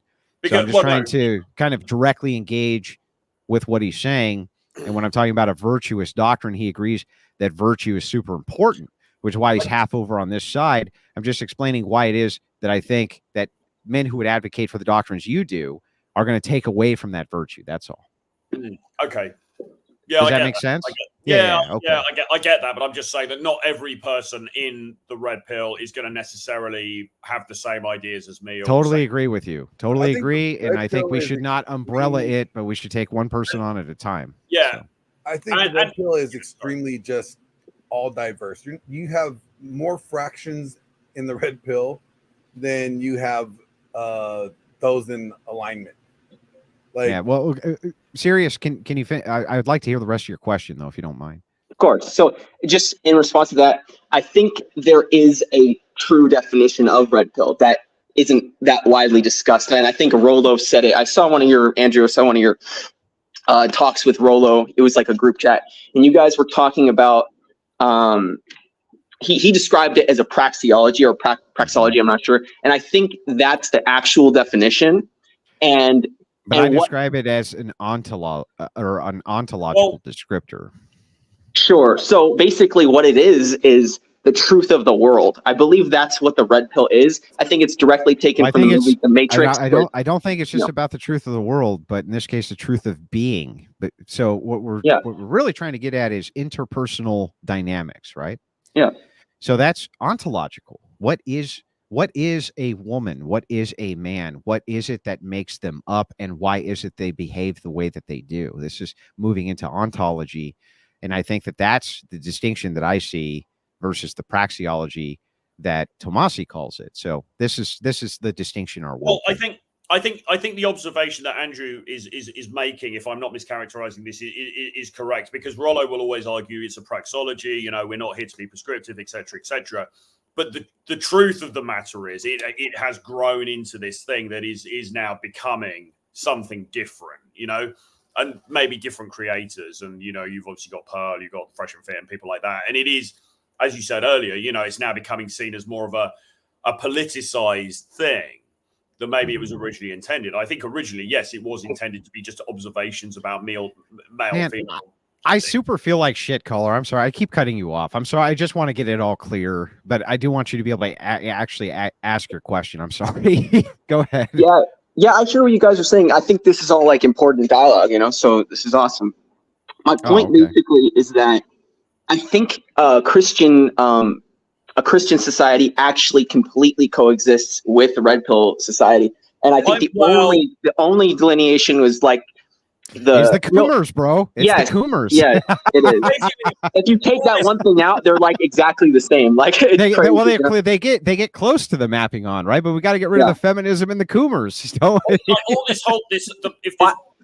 main learning point from this is basically Andrew's just saying to me, just stop cooming and we'll be cool. Basically. We're cool. Hey, we're cool. We're cool anyway. Just don't want you to counter signal the people who are trying to stop the cooming, right? It's not just Troy, though, too. It's also, I love Myron Gaines. He's one of my favorite people in the world. It's people like that who talk about having a 400 body count, things like this, and just continuing to add to it. That's not necessary. That's my point of the call was basically to say, I don't think the red pill inherently promotes sexual degeneracy. That's kind of what I'm getting at. Out of interest, what's your opinion on it? Do you see that as degeneracy, or do you see it as like, okay, guys just want to have fun, or what's your personal perspective on it? Do you think the red pill will be better without that aspect to it? Yeah, so I was first introduced to red pill through Fresh and Fit, and I still watch them, obviously. The one thing that always put me off about that was they would talk about, fucking a lot of women and teaching men how to do that, which I think teaching men how to do that in itself is not a problem. But when you knowing how to talk to women is great, but then choosing to take that and fuck hundreds is probably bad for society. But the thing that the Fresh and Fit do is they teach men all this stuff. And then they also say women shouldn't be whores. And I've heard Andrew say the exact same thing, so he knows what I'm talking about. And it's like, it's fucking terrible. You know what I mean? Like, we can't be it's counterintuitive. It's counterintuitive. Doing the problem. Yeah. It's counterintuitive. Yeah. It's like even me as somebody who wants to fuck a lot of women, I as a fucking person that uses logic, I'm like, this doesn't fucking add up. You know what I mean? So you do want to fuck a lot of women. You said what? You do want to. So you want to coom? You do want to fuck a lot of women. Of course, but I think hang on. Does he though? Because if he says, I want to do this activity, it's carnal to me, but he has logic which tells him not to. what thing does he want? Wouldn't the thing he wants be the thing he sides with, which in this case is logical inclination that this is actually bad, even if his biological inclination is to do it? Wouldn't you say, Serious Red? Which thing do you really want? It seems like you want rationality and grounding, right? I think there's duality. That's why I find myself on the red pill side. Get the fuck out of here with this duality bullshit. Get over to the Christian side. Sick of it. Get out of here. Next caller. I really don't see how there's a duality. I mean, I see what I see here. Duality. I think what you see with the red pill and, you know, if you want to label it the Christ pill, what you see that is very parallel is patriarchy. They both hold a positive view and desire for patriarchy and believe that patriarchy overall is what society needs. You know, I think the Christ pillars will say, no, it's not just patriarchy, but it has to be biblical patriarchy. If I don't mean to cut you off. I'm just trying to keep the show going, but we're at 2.5. We're going to have to give it the wrap because Troy's actually been here a half hour longer than he agreed. So yeah, no, I'm happy to be here, but I do need to just hop on a quick call with somebody. Nope. I totally and completely understand. Serious Red, thank you so much. And to the callers we couldn't get to, I'm really sorry we couldn't get to you, but I do want to be generous to his time, as he's already been generous to us by giving us 30 minutes more of it than he agreed to. Glenn, can you wrap us up here? Yes. So thank you, gentlemen, for sharing us just spirited debate here on this topic. I think people have a general idea of what the contention is. And I think after today, we could see that there's a lot more work ahead to try to get anybody to agree on a way forward. You know, some coomers want to coom, and you know, coomers be cooming, coomers be cooming, and Christ pillars be, you know, popping out babies for the coomers to eventually coom. So I mean, it's like a cycle here. Well, this is what I was asking you, Glenn. I think when we did that last show with Pearl, it's sort of like, is there a way to square this circle? And I'm not. Well, there's certainly points of commonality, but I think there are some things where it is too far apart. Specifically around this, you know, the degeneracy side of it and whatever, you know. But you know. But I do think Andrew said is right, though. There should be some joining together. And maybe the first step is at least let's just agree and work together on the things that you all agree with.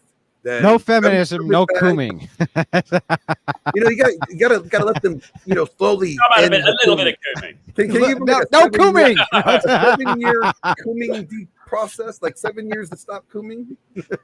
Oh, geez. All right, man. Well, I'll get out of your guys' hair. Hey, thanks so much for coming and hosting this, Glenn. Troy, why don't you shout your channel out real quick? So yeah, everybody absolutely. Knows where they can find I'm putting this on my channel as well anyway, but if people just go to @RealTroyFrancis on YouTube, and also check out, actually, I've got a new channel, which is called The Dating Game with Troy Francis, which I'm doing with Pearl on the Audacity Network. So have a look at that as well. I'll probably get some clips from this and stick it up on that too. And you can subscribe to your new channel on the Audacity Network, correct? Yes, exactly. It's called, if you just look up The Dating Game with Troy Francis, you'll find it. You were a great sport. I really appreciate having this debate. And it was the chat is overwhelmingly saying thank you so much for staying over. They really appreciate it very much. Glenn Lawrence, thank you for coming in and guest modding on such short notice. You want to shout your channel out as well? Yeah, you guys can find me at Glenn Lawrence. Thank you for allowing me to host my first debate. I didn't really got to say much. I just got to sit here and listen to you two guys go at it, and that was fun. I was going to do that. There's always next time, you know. There's always next time when it gets more brutal. But anyway, I appreciate you guys having me on. You guys can find me at my channel, Glenn Lawrence Presents. Thank you guys. All right, thank you guys. Thank you ever so much. Appreciate it. And speak soon. And maybe we can get back into it at another point. Absolutely. I would be happy to do that. You have a great day, Troy, and I will see you guys later. See you soon. Bye, guys.